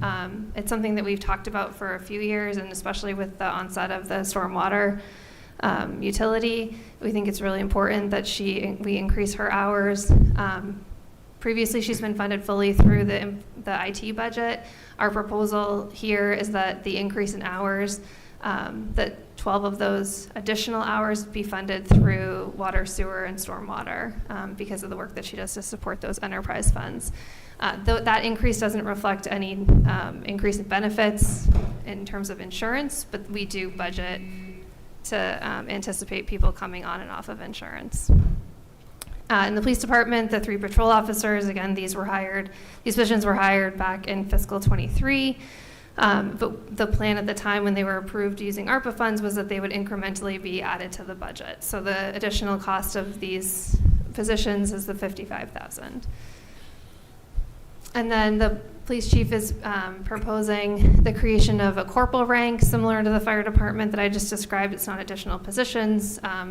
It's promotion of patrol officers to a corporal rank to create another layer of supervision, and then 1 additional lieutenant.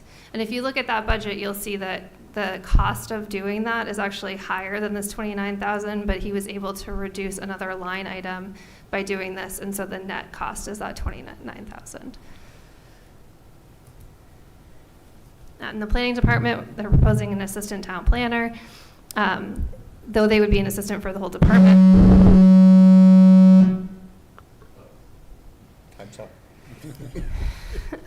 Primary responsibilities would include transportation and housing.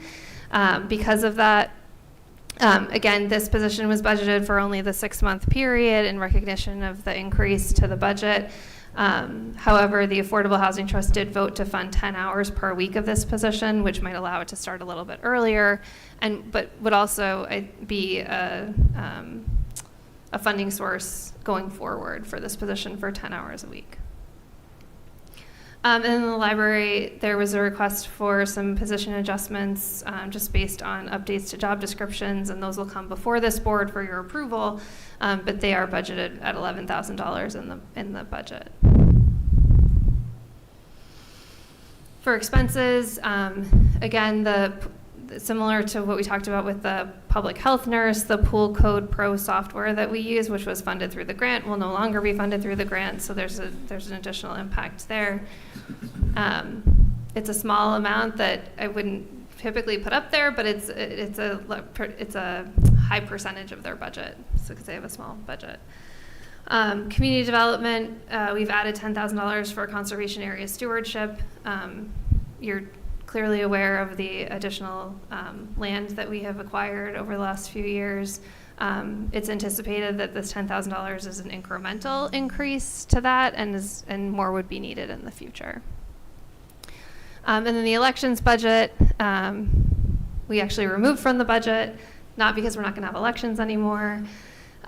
We removed it in favor of a free cash article for a couple of reasons. One is that there's a lot of variability in that budget from year to year in terms of number of town meetings that we have and number of elections, so there's large swings year to year. The other is that the town receives reimbursement for the extended hours and other requirements of the early voting. But the way that municipal finance laws work is that money has to go into the general fund. And so it doesn't actually offset the cost of holding an election. It just becomes a free cash source. Ironically, in the Municipal Empowerment Act that I put in front of you, it would actually change that. So it might be something that we look at in the future if that piece were to pass. But this is what we're proposing at this point. In the IT department, the fire department core switches are no longer supported, so there's that increase. In the library, there was just an increase for library materials, and then in order to maintain certification and eligibility for state aid, they need to increase 3 lines, have to equal 15% of their budget, and so there was some increases there in the expenses of the library. Youth and Family Services, which I mentioned before, that we anticipate that this new model will result in a nominal budgetary savings, but it will not result in an increase. So we did budget for the current model, but anticipate moving money from salary and wages to expenses, but not increasing that budget if we were to begin this in fiscal 25. We had originally talked about starting it a little bit earlier, using ARPA funds. Based on the timing of all of this and our conversation with Shrewsbury Youth and Family Services, we would expect that it would begin July 1st.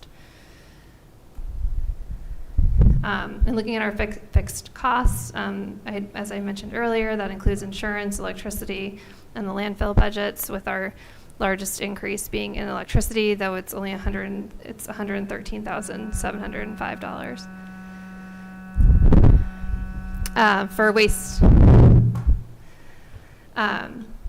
the waste management budget is the landfill budget. So we did, based on the recommendations of the Waste Management Exploratory Committee, ask Harvey's, which is owned by Waste Connections, to quote us on the 3 different options. So one is the status quo, which is what we currently have with the purchase of the sticker. One's the curbside recycling, and then one is full curbside solid waste and recycling. So we're working through those proposals, and we'll have something for the board at your next meeting. Health insurance, you can see that that's something that we are always trying to look at different ways to mitigate the impacts of higher rates. And so as you're aware, last year, or I guess in 2022, we added the high deductible plan. Our insurance advisory committee, which is working with all of our unions, is really receptive and willing to be a partner in this work. So, we continue to work with them, as well as our health insurance consultant. This is our debt. So this slide here shows our estimated debt versus our fiscal policies. Our fiscal policies establishes a debt service goal of 7% with a ceiling of 10% and a floor of 2%. So in fiscal 24, we were around 9%. In fiscal 25, we're at 9.66%. I just want to remind you that that is inclusive of the interest, which we will learn more about on March 6th when we go out to borrow. So that's a number that could change. But a lot of times we get questions also about what we're doing with the capital improvement fund or the Pulte fund, which we talk about a lot. So several years ago, the town petitioned the legislature to allow us to take all the new money coming in, all the new taxes coming in from the Pulte project up at the state hospital, and put them into a separate fund. And then when we were looking at the cost of the fails school, we developed a debt strategy. Within that debt strategy was applying that money against the debt service. So though our debt service costs are $12,219,364, we'll be offsetting that by about $2.6 million with the Pulte money, or the capital improvement fund. If you go back to the debt strategy, that's less than where we thought we would be today, just based on the timing of the building. And looking at our reserves, this is the reserve summary. So this is what you see in the Finance Committee book for a town meeting. So you can see that our total reserves are at 13.53%, and we're within our fiscal management policy goals with our free cash and stabilization between 10 and 15%. This is looking at our free cash use. So we introduced this slide last year, but we updated it for this year just to show where we were at with free cash and how much we're anticipating using. I think that $4 million represents what are known requests for fiscal '24. And I think that's important because there are several articles currently on the warrant that identify free cash as a funding source but don't have an amount attached to them. And so that's something that we'll refine as we move forward.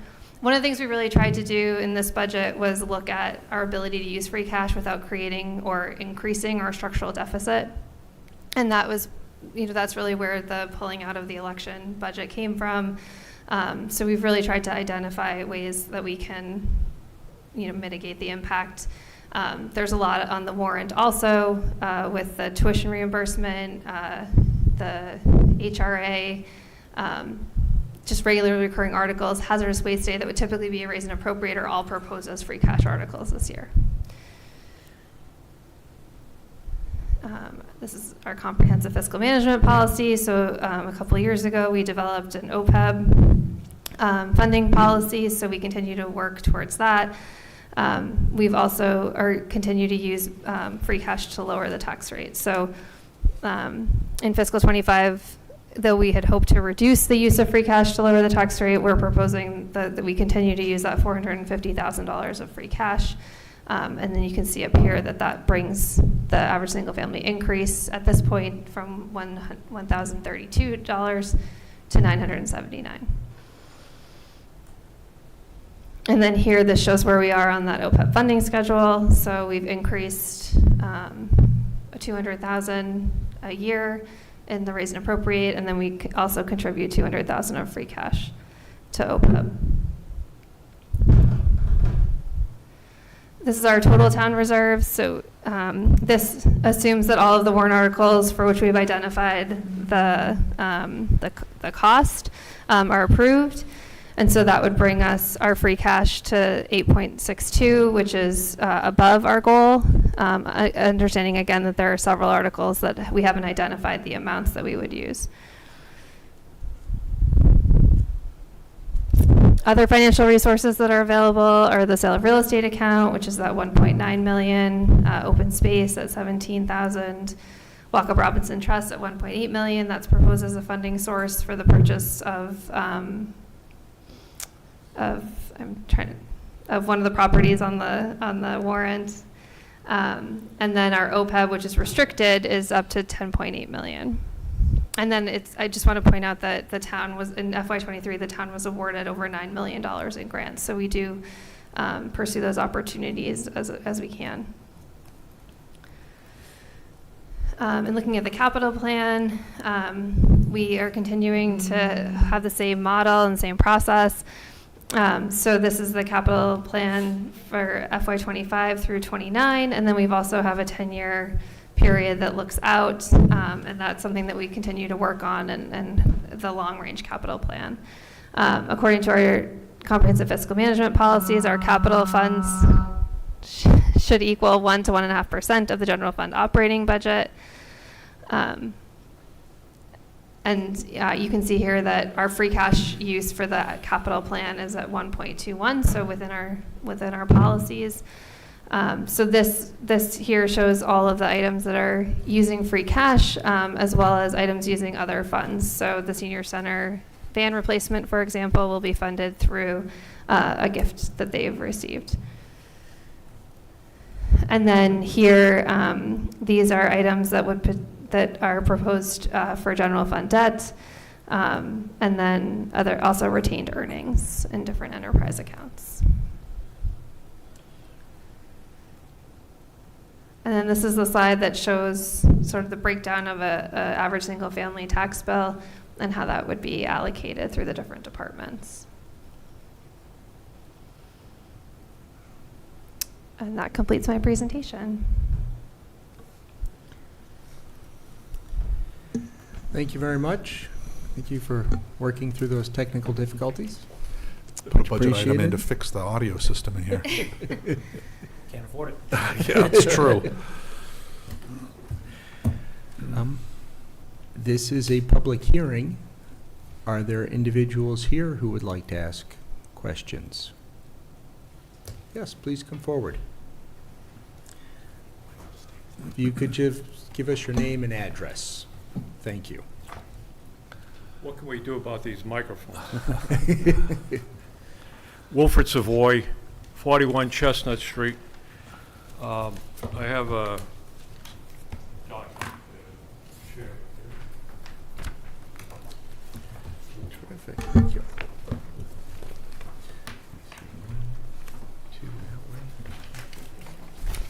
Thank you, sir.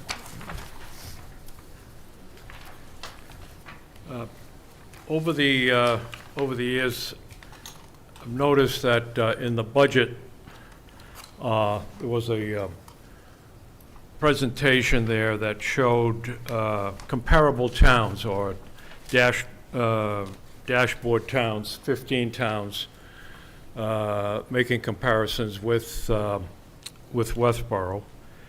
And I did an update on that, and we're still ranking 13th out of the 15 towns. And what I'd like to draw attention to this evening is the fact that when we look at the total expenditures of the town in that, on the second page, the second graph on the right-hand side, Westborough ranks 7th in total expenditures out of the 15 towns. So there's something, I would say, out of whack.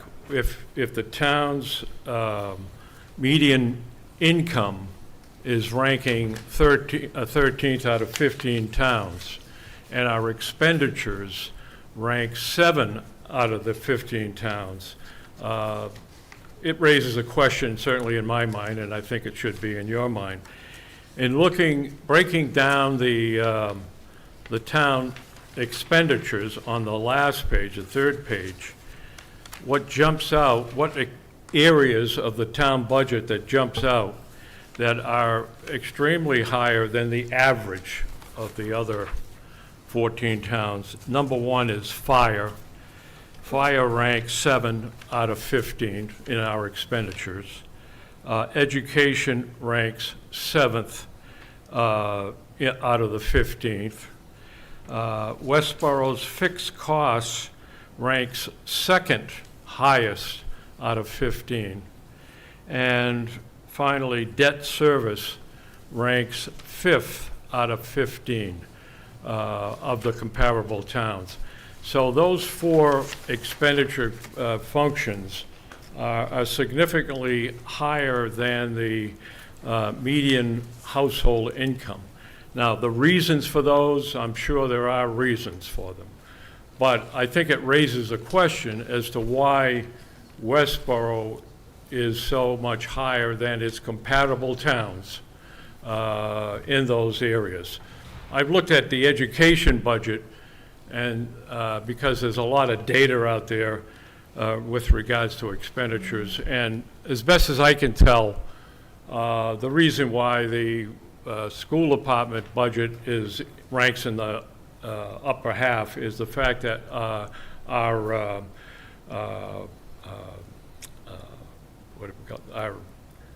function of the layout of the schools. For example, we have a middle school or an upper elementary school, the Mill Pond School, 3 grades. We have our elementary. That format costs more money, and the town made a choice some years ago that said that's what we want.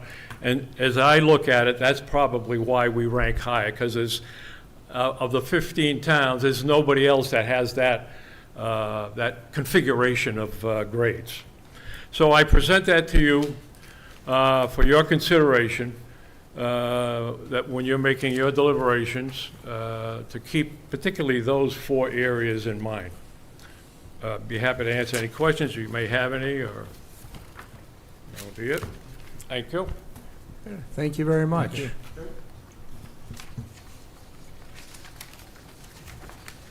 Anyone else? Oh. Are there any other questions?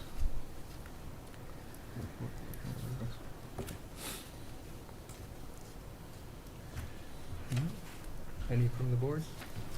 Nothing. And we've.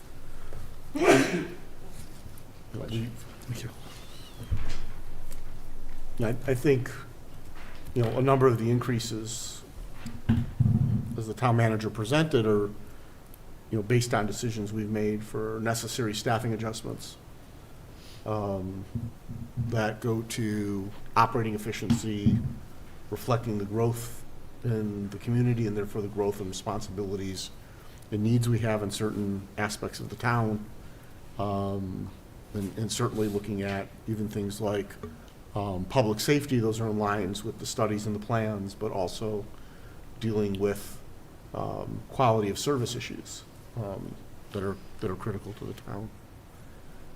So I look at, and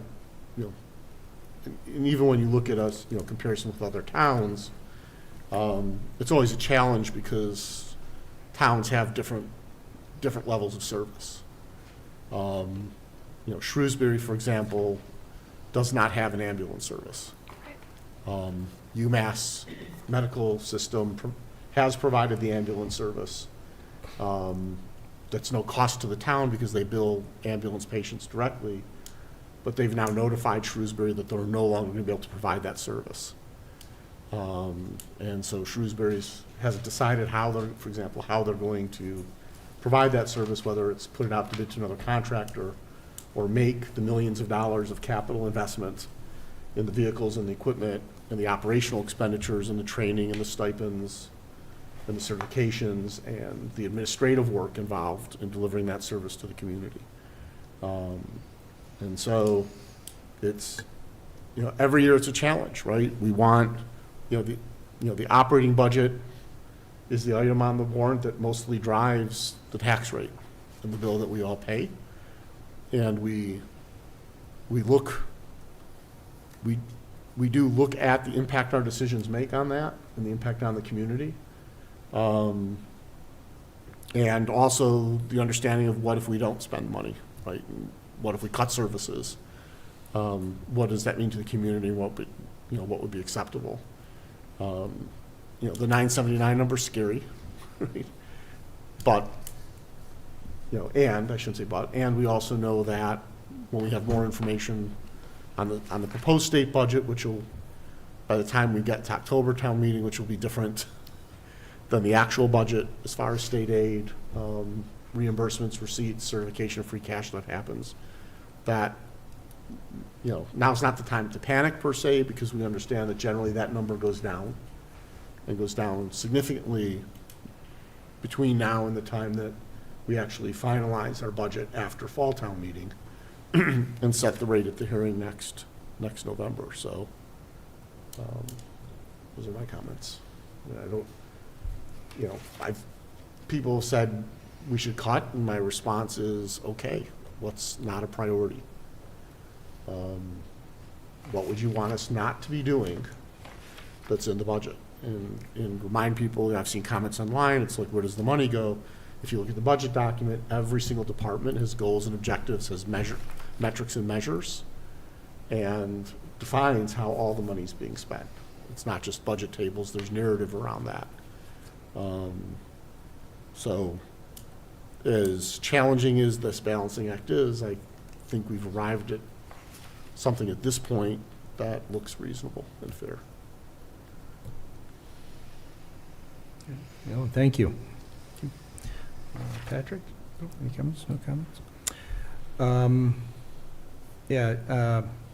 No, thank you for your comments. Thank you to Mr. Savoy for coming forward in doing your own analysis. I appreciate your efforts on this.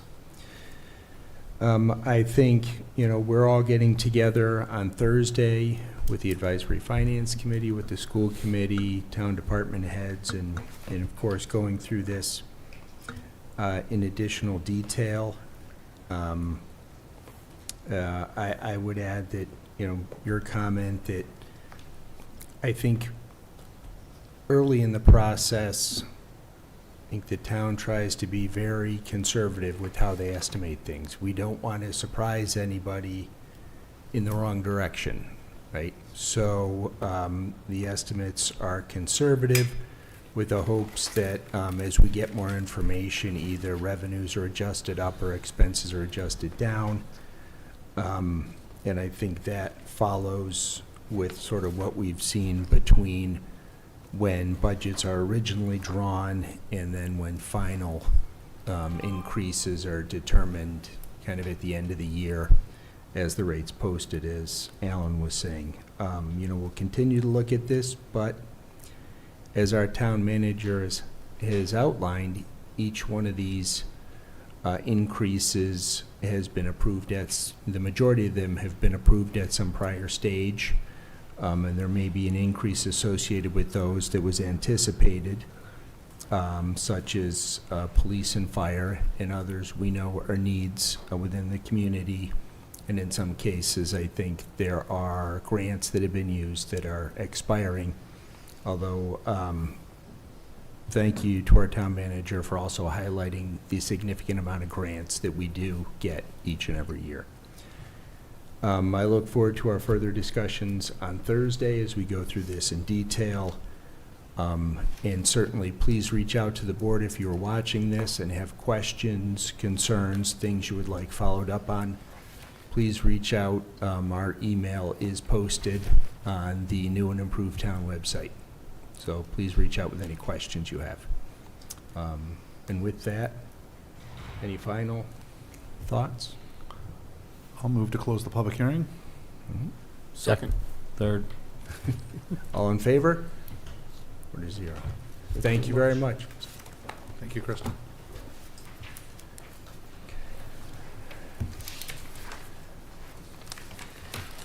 Great. Over here. Great. Yep. Oh, thank you. The Regional Emergency Communications Center update. I hand that to... Well, we'll give you a moment. Yeah, I just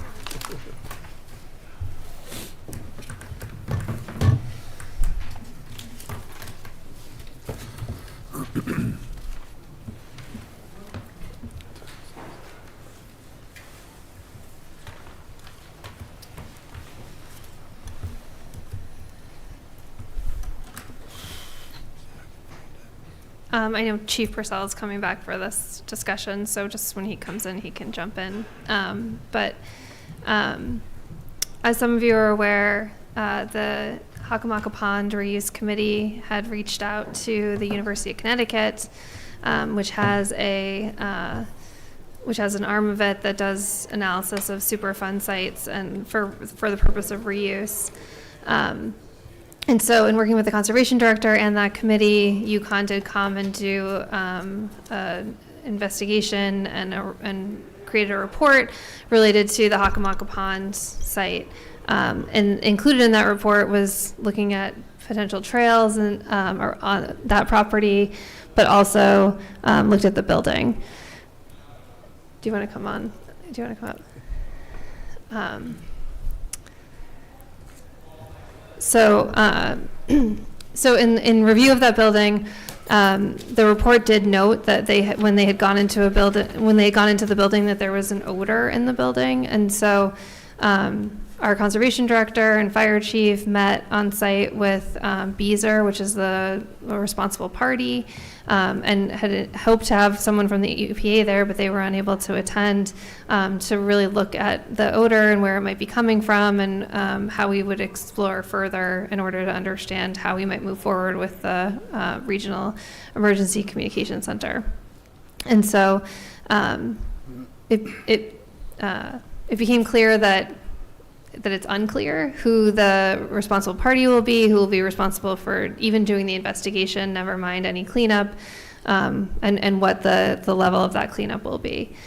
And so in consideration of the fact that we have this grant from the state and we want to move forward with the Regional Communication Center, we started to look at alternative locations. And one of the alternative locations that was considered very early on was the Harvey Building, which is located in downtown Westborough. And so that was looked at by the Collins Center as a potentially feasible location for the dispatch center. At the time, I was concerned about that building being proposed because we had talked about other potential public uses that a building downtown would be a good location for, but with the purchase of the community center, I think that we heard a lot about how we have buildings that are vacant or not being used to their full capacity, and that we should be exploring those. Some of the ideas that I think we had heard over time, just sort of anecdotally, about the Harvey Building will be answered by the community center. And so in going back to the feasibility study, and understanding our interest and Grafton's interest in continuing to move forward with this project, we're proposing the Harvey Building as a location for the dispatch center. We did do a walkthrough of it with folks from Grafton who felt that it was a good location, and I'll let Chief Purcell talk more about why we think that it is a good location. Hi, thank you, Patrick Purcell, serving as your fire chief. So the downtown property that we're looking at is the Harvey Building, located at 20 Phillip Street. It has some advantages compared to the previous site at Hockomock that we were looking at. One disadvantage, however, definitely a doable site. We did a walkthrough. That location was actually constructed in 1883, and it is just about 5,200 square feet of livable space in that building. Which raises the only slight disadvantage. It's not as large as the about 6,000 square feet at Hockomock, but definitely a doable project within that facility.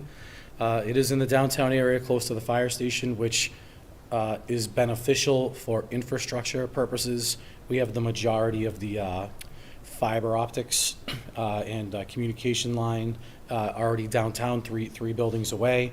We already have a tower at the fire station. We probably would not, nothing is certain until we get going, probably would not need another tower at that site. We could capitalize on the one at the fire station and then just hit that building without microwave technology.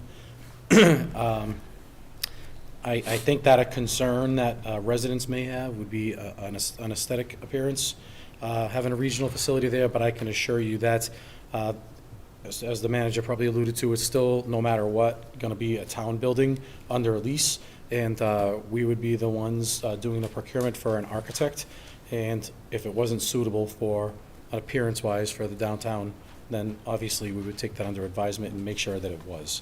So if there was ever a concern to come up, we would make sure we address that ahead of time.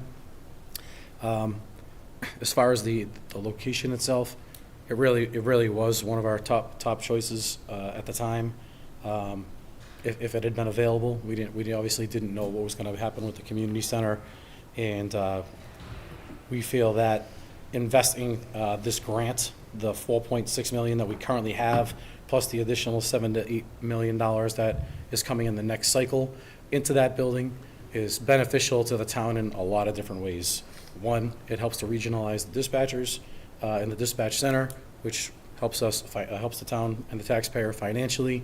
And now you have a building that was built in 1883 that is in obvious need of some repairs and some upkeep, that would also come off of the taxpayer responsibility, and we would be using the funding from state 911 to accomplish that.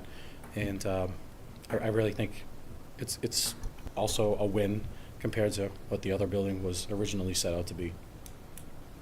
So also included in your packet, in addition to the feasibility study that contemplated the Harvey building, is the building assessment that was done through contract with the DPW back in 2022, done at the same time as the golf club building, and identified, several things that would need to be addressed for ongoing occupancy of the building.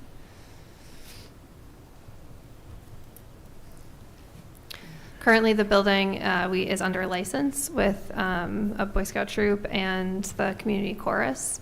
We would certainly work with them. With the community center coming online, there's availability for, meeting space and things like that.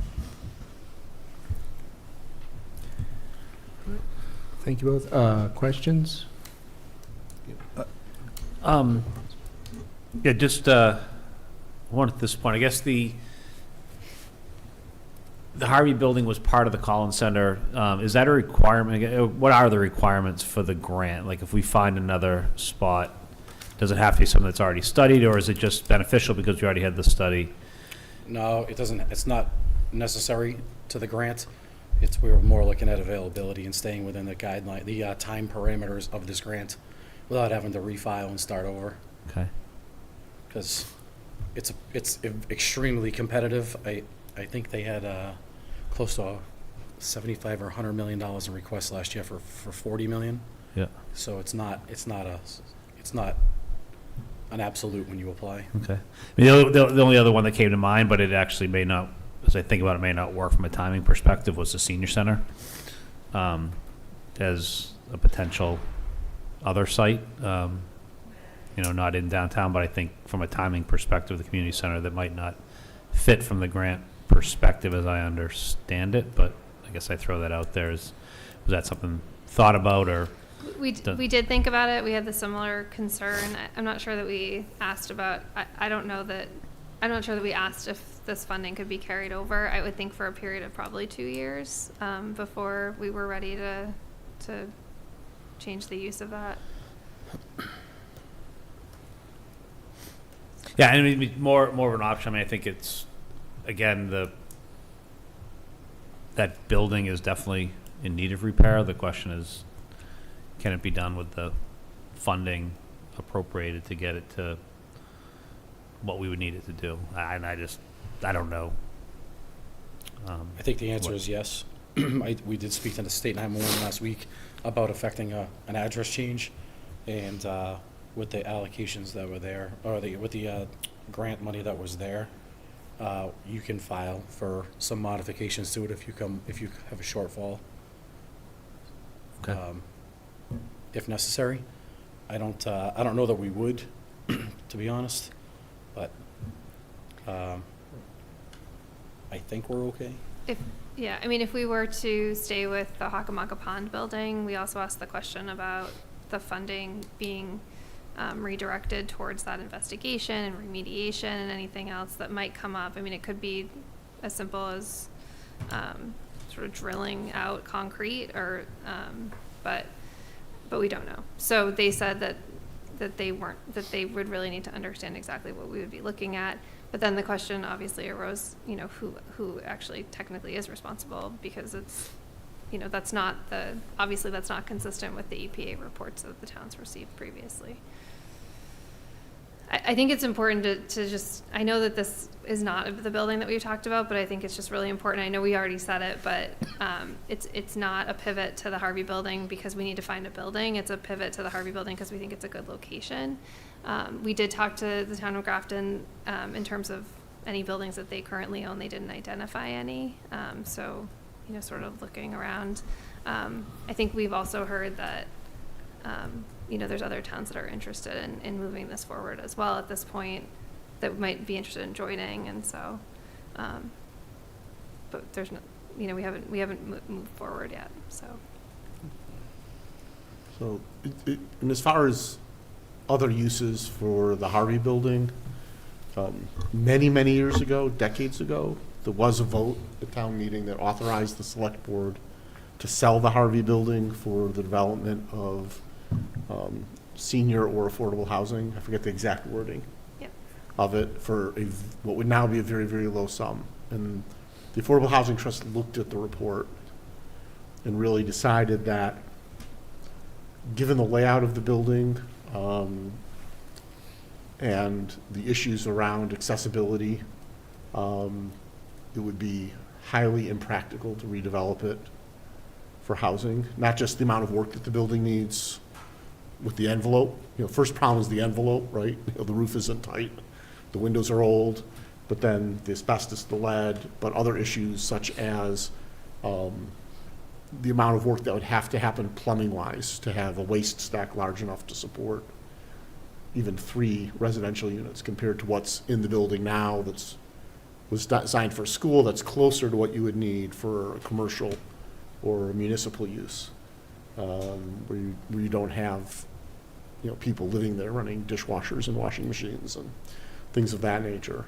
And we looked at it, and given the layout, we would struggle to get 3 units. Or we could do 3 units, we'd really, really struggle to get 4.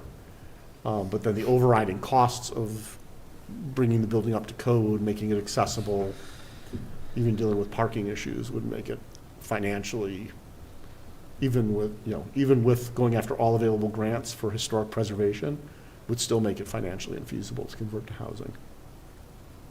So the trust is not interested in the property for that purpose. We don't think we can make it work financially. So I guess my only question is, and I'm probably, apologize if I'm slow on the uptake here, but Harvey Building, Senior Center, potential. If we start the path down with the Harvey Building, does that leave us not the option, are we like excluding the option of the Senior Center, like we never look at that? I mean, Yeah, pros I mean, and cons. it's like any other building project. Once you get started, I mean, everything is focused on that site. Yeah, because I think of the Senior Center, right, is much more modern, needs a lot less work to it. It's still pretty relatively close to the downtown area. It's got probably sufficient parking and access. But I realize there's would be a delay, obviously, with that. But I also look at the Harvey Building saying, well, the amount of work that it talks about in that report is pretty significant. And it would be perhaps a couple of years before that building would even be up and running. So I don't. Yeah, I mean, I guess that you have the way that in thinking about sort of the investment in the buildings, whichever building we use the rec center for is fully funded through grants. And so if you were to wait for the senior center, there's still work to be done at the Harvey Building. Whereas the way we discussed the senior center during the informational sessions was that at the time, we had no anticipated use. Obviously, things can change, but we had discussed the sale of that as a potential funding source for future fit up. So I think it sounds like one of the questions that the board would like us to ask is whether or not we could delay the use of this grant, just to understand. Well, it also potentially comes down to a question as to which piece of property might you want to sell in the future, right? I mean, Yeah. Senior Center is probably a more valuable piece of property, I would assume. And when we're looking for alternative funding sources for the community center, that's one of the ones I think we talked about. So that would alleviate some of the financial stress on the community center. But it's good to consider. My other question to you is, I was reading the proposed motion here, and I guess I want to better understand what is it exactly. The word develop is kind of, in the motion is kind of, I'm not quite clear what that means. What are you asking for us to authorize you to do? What is it that you're going to go do from this point? Or We would move forward, so you're just looking for the approval to move forward? Okay. Yeah, I mean, that's Okay. what that vote would mean. Okay. Let's see, I guess a couple other questions. Did you have anything? Yep, I have another question, but go ahead. So this would still be a town building? Yes. And so I guess we would be leasing it for use as a regional center. So in theory, that lease would have a duration. I mean, probably a pretty long one. I don't know, 20 years or something. I think we settled on 20, right? We were talking before. Yeah, I mean, we didn't develop the lease yet, but yeah, it would Okay. be at least 20. But, just putting out there that at some point in the future, potentially, it's technically still an asset of the town. And, I mean, it's been sitting there, used by a couple of community groups, but sort of underutilized, I feel comfortable saying, for a long time. The town isn't necessarily giving it up permanently as an asset. It's being changed into, in that at some point may become permanent, but it doesn't totally eliminate this from future consideration by the town. I mean, not near future, but, distant future consideration. Just Right. sort of, I guess, acknowledging that is true. Okay. When we described Hockomock Pond, one of the things it described about it is it's fenced in. That's not a requirement of the rec, right? It just happened to be, like, you're not gonna fence in. So there's already a fence on, I believe, 2 sides of it, aesthetically pleasing. And then I'm not an expert on the security of those. I know the site that we went and looked at was that was a military installation that had a lot of that hardware there. It's a bunker. Okay, so It was literally I a bunker I designed to have no survive a intention of nuclear putting a attack. barbed wire fence around 20 Phillip Street, if that's what you're asking. I'm sure that our consultant, whoever that is, would be able to design something with access control and ballistic resistant glass and Similar those to the kind of fire department. similar to the fire department. Mhm. Okay. All right. I think that seems reasonable. I think, I just looked at the description for the other one. I was like, wait, I don't believe that fence is actually necessary. It just happens to be there at Hockomock Pond. And I think it was just there for historical purposes to keep people off the property while it was not Safe. an asset of the town, yes. Okay. So it's 5,200 square feet. I think, what is that, the first floor, and then, Small I've only area on been the in there second one floor. time. I think the little, but that doesn't include the basement, or Stand by. It does. it does include the basement? It guess doesn't, you it doesn't include the attic. Correct. So it includes sort of part of the second floor, I guess, the second floor where there's an actual floor, and then it sort It's- of goes out and there's storage over You there. walk in and there's the main floor, there's stairs down to a basement. There's attic space. I mean, there's stairs up, but it's really an attic space. And it's So it really- unclear what you could, for the trust, we looked at it, you would not be able to do anything in that attic space in many areas because the ceiling clearance is too low.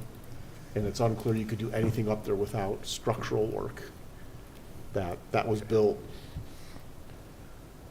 that was built so you didn't have to look at the roof. It really wasn't built to be livable space or even storage space. All right, I mean, I think those were sort of my primary questions. We wouldn't be giving up this asset in perpetuity. There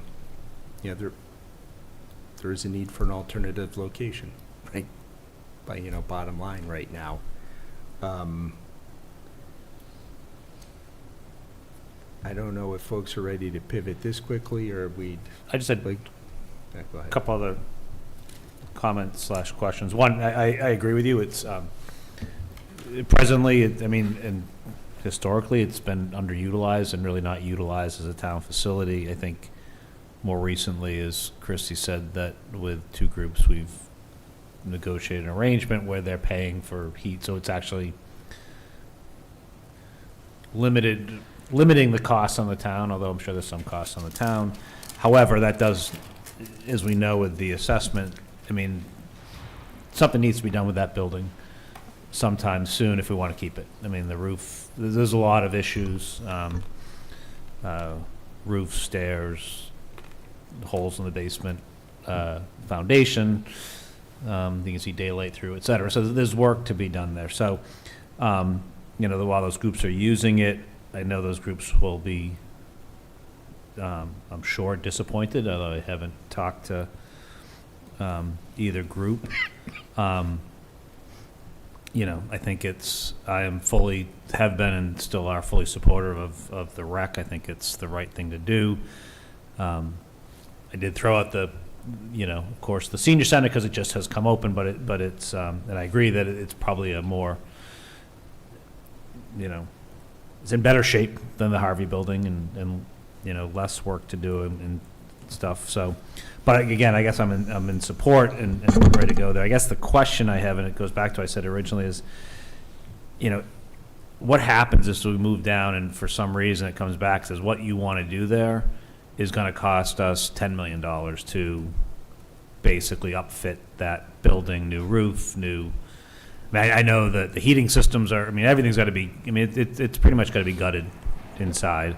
Now, the other place had nothing in it, so there really wasn't, you weren't gutting. In this case, we know there's lead, we know there's asbestos, we know the windows all have to replace. It's a pretty, I think, a pretty extensive work that needs to be done there. So I guess that's the question is, we've got a grant. What happens if we move forward with this and it goes in and we're like, Want me to we answer don't have that? the money. Yeah. I think I'd be back here asking you to go to the senior center. I think if that actually happened.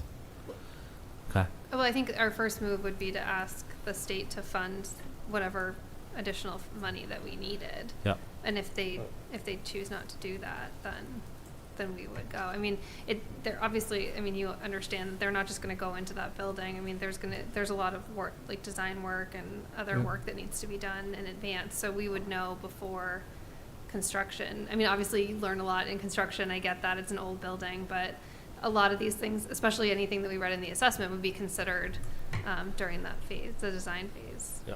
And I guess that goes back to the It's a lot question. happening. There's weird stuff. Everything's going weird It's tonight. weird tonight. It goes back to the question about what develop means. It's really, so I think you've answered it, is there are stages still here in this we're going in now, but it's not like it's, we've stamped it and it's full on go no matter what. Right. There's still stages to go through, and I think you've answered, both of you answered that.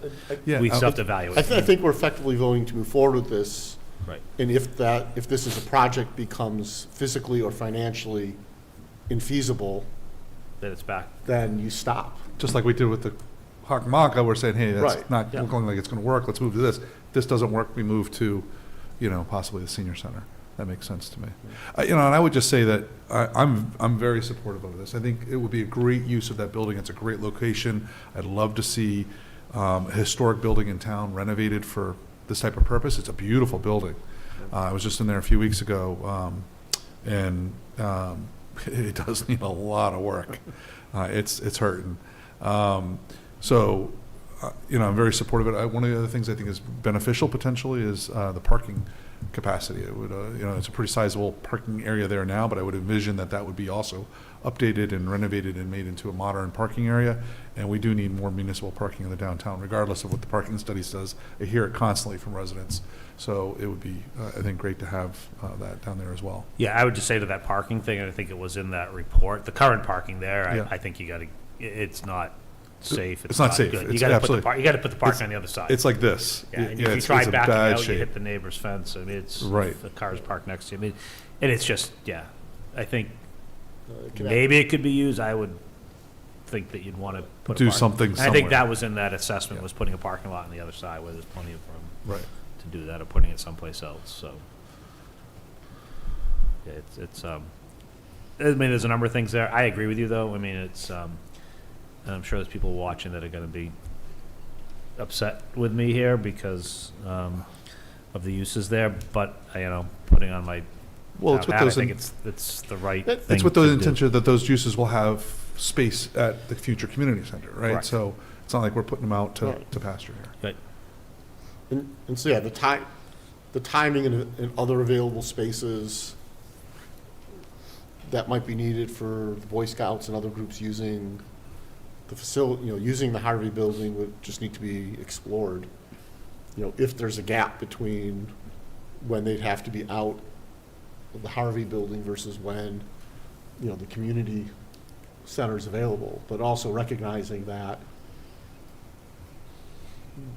the community center is a potential location even before the build-out's done, right? I mean, we know that there are, if you're talking about a Boy Scout troop meeting of 15, 20 people, the rec department on the second floor has function rooms that can hold Yes. that. As a gym. Yep. And there's a gym, right? And there's, and there's open space that's not going to be filled with exercise equipment. So Yeah, it's really more, I mean, I think- I would just encourage, active dialogue, it goes without saying, but I'll say it, encourage active dialogue with the groups to look at, other facilities that they can use as the use of the Harvey building transitions. Right. And then, of course, we'll consider those uses in the community engagement for the multi-generational community center for something more permanent. And we don't get a lot of requests for it, but there is meeting space at the Forbes Community Building. So, and that used to be used a lot prior to the renovations of this building and the Forbes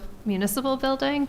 But then we had to use those for office spaces during those renovations. But that is fully available. So that's a meeting space that I know that Boy Scout troop used to use. Yep. Still available for folks to use. And I think maybe their greater need is actually storage space. Well, that's definitely with the, yes, the Scouts use it for that, the community uses a lot for storage. Yeah. There was more storage in there before that was a fire hazard that I think most of that. That was when the cleaned up. Players Club was The there, Players but they Club was left. Yes. Yeah. Well, we're using it for storage right now for the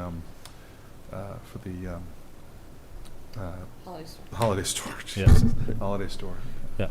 So it has been utilized, but I think 60 boxes. So But I my think you're wife's right, from a filming now, so- meeting perspective, it's really been more storage, and then I think used by scouting for meetings, but community courses use it a little bit for meetings and for their yard sale, but mostly for storage, as I have a lot of set storage down in the basement and that type of stuff, so to figure that out, but again, I'm supportive of moving this forward. I think it's makes sense to move forward with it. Want a motion? I'll I'll make move to authorize the town manager and fire chief to develop a regional emergency communication center at the Harvey building located at 20 Phillips Street. Second? Right. Final comments? All those in favor? 4-0. Chief, thank you for coming tonight. Thanks very much for having me. Thanks. Appreciate your support. Thank you for all your work on this whole No effort. problem. I appreciate your support. Thank you. With that, we've bounced around, but I think we've covered everything on the agenda Issues and outside of issues and correspondence of the select board. Do I have a volunteer? Yes. Yeah, I have nothing. I just got back from vacation. I was about to say, you look fantastic. Oh, thank you. Okay, very briefly, this board was originally involved in the affordable resale of the unit at 7 Lawton's Way. Got an update today.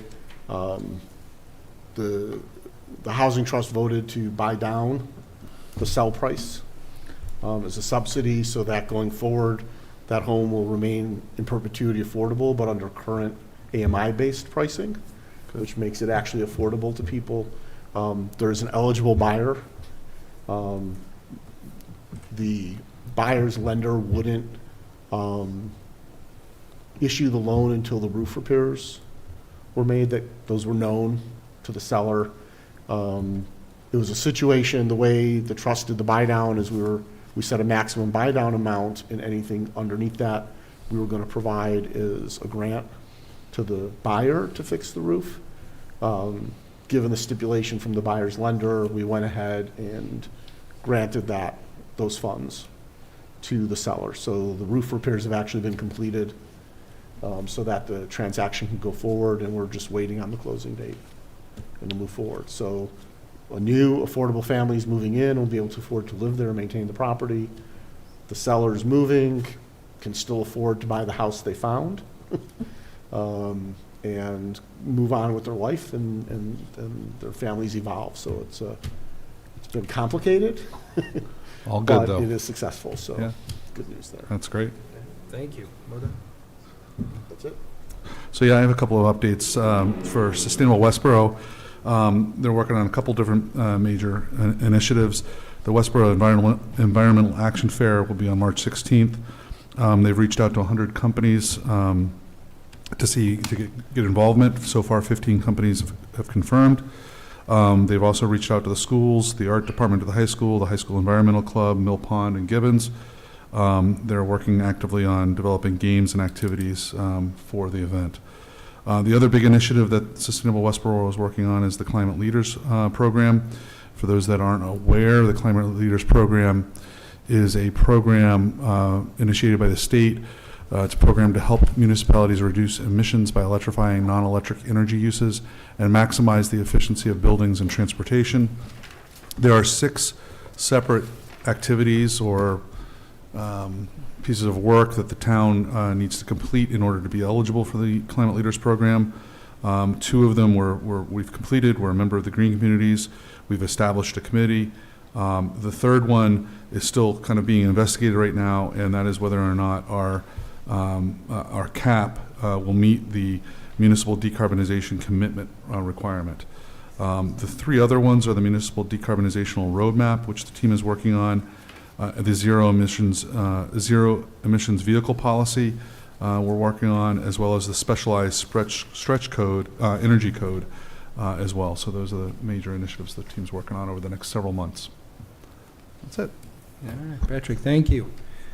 I would just like to reiterate what our town clerk said earlier. A state election March 5th, and the town election is March 12th. And as she mentioned, every position that is up for election has at least one candidate, and many have contested races. And thank you to everyone who stepped forward and is willing to run for town office. Much appreciated. With that, I will take a motion. So I'll move to enter into executive session under Mass General Law, Chapter 30A, Section 21A3, to discuss strategy with respect to litigation, R.E. Ferris Development Group, LLC versus Town of Westborough, Lax Media, LLC, and Lax Media Mass, LLC, Worcester Superior Court, CA number 2285CV01281. If the chair declares that an open meeting may have detrimental effect on the town's litigating position. And under Mass General Law, Chapter 38, Section 21A3, to discuss strategy with respect to litigation, RE Town of Westborough versus Westborough SPE LLC, Boston, Suffolk County Land Court, case number 19 TL 000768. If the chair declares that an open meeting may have detrimental effect on the town's litigating position. And under Mass General Law, Chapter 38, Section 21A3, to discuss strategy with respect to litigation, RE Westborough SPE LLC versus Town of Westborough et al., U.S. District Court, CA number 4:23, CV 12017-MRG. If the chair declares that an open meeting may have a detrimental effect on the town's litigating position. And under Mass General Law, Chapter 38, Section 21A3, to discuss strategy respect to litigation regarding Westborough SPE LLC, U.S. Bankruptcy Court, case number 23-40709. If the chair declares that an open meeting may have a detrimental effect on the town's litigating position. And under Mass General Law, Chapter 38, Section 21A6, to consider the purchase, exchange, lease, or value of real property at 1500 Union Street. If the chair declares that an open meeting may have a detrimental effect on the board's negotiating position. And under Mass General Law, Chapter 38, Section 21A6, to consider the purchase, exchange, lease, or value of real property at 700 Freiburg Parkway, if the chair declares that an open meeting may have a detrimental effect on the board's negotiating position. And under Mass General Law, Chapter 38, Section 21A6, to consider the purchase, exchange, lease, or value of real property at 0 Bridle Lane, if the chair declares that an open meeting may have a detrimental effect on the board's negotiating position. And under Mass General Law, Chapter 38, Section 21A7, to act under the authority of the Select Board to approve executive session minutes of January 9th, 2024, sessions 1 and 2. Right, thank you. I declare that an open meeting will have a detrimental effect on the board's negotiating or litigating position. The board will not be reconvening in open session after executive session. Can I get a second? Second. Roll call vote. Johnson, yes? Edinburgh, yes? Welch, yes. Keough, yes. Thank you very much. Thank you, Westborough TV. Good night.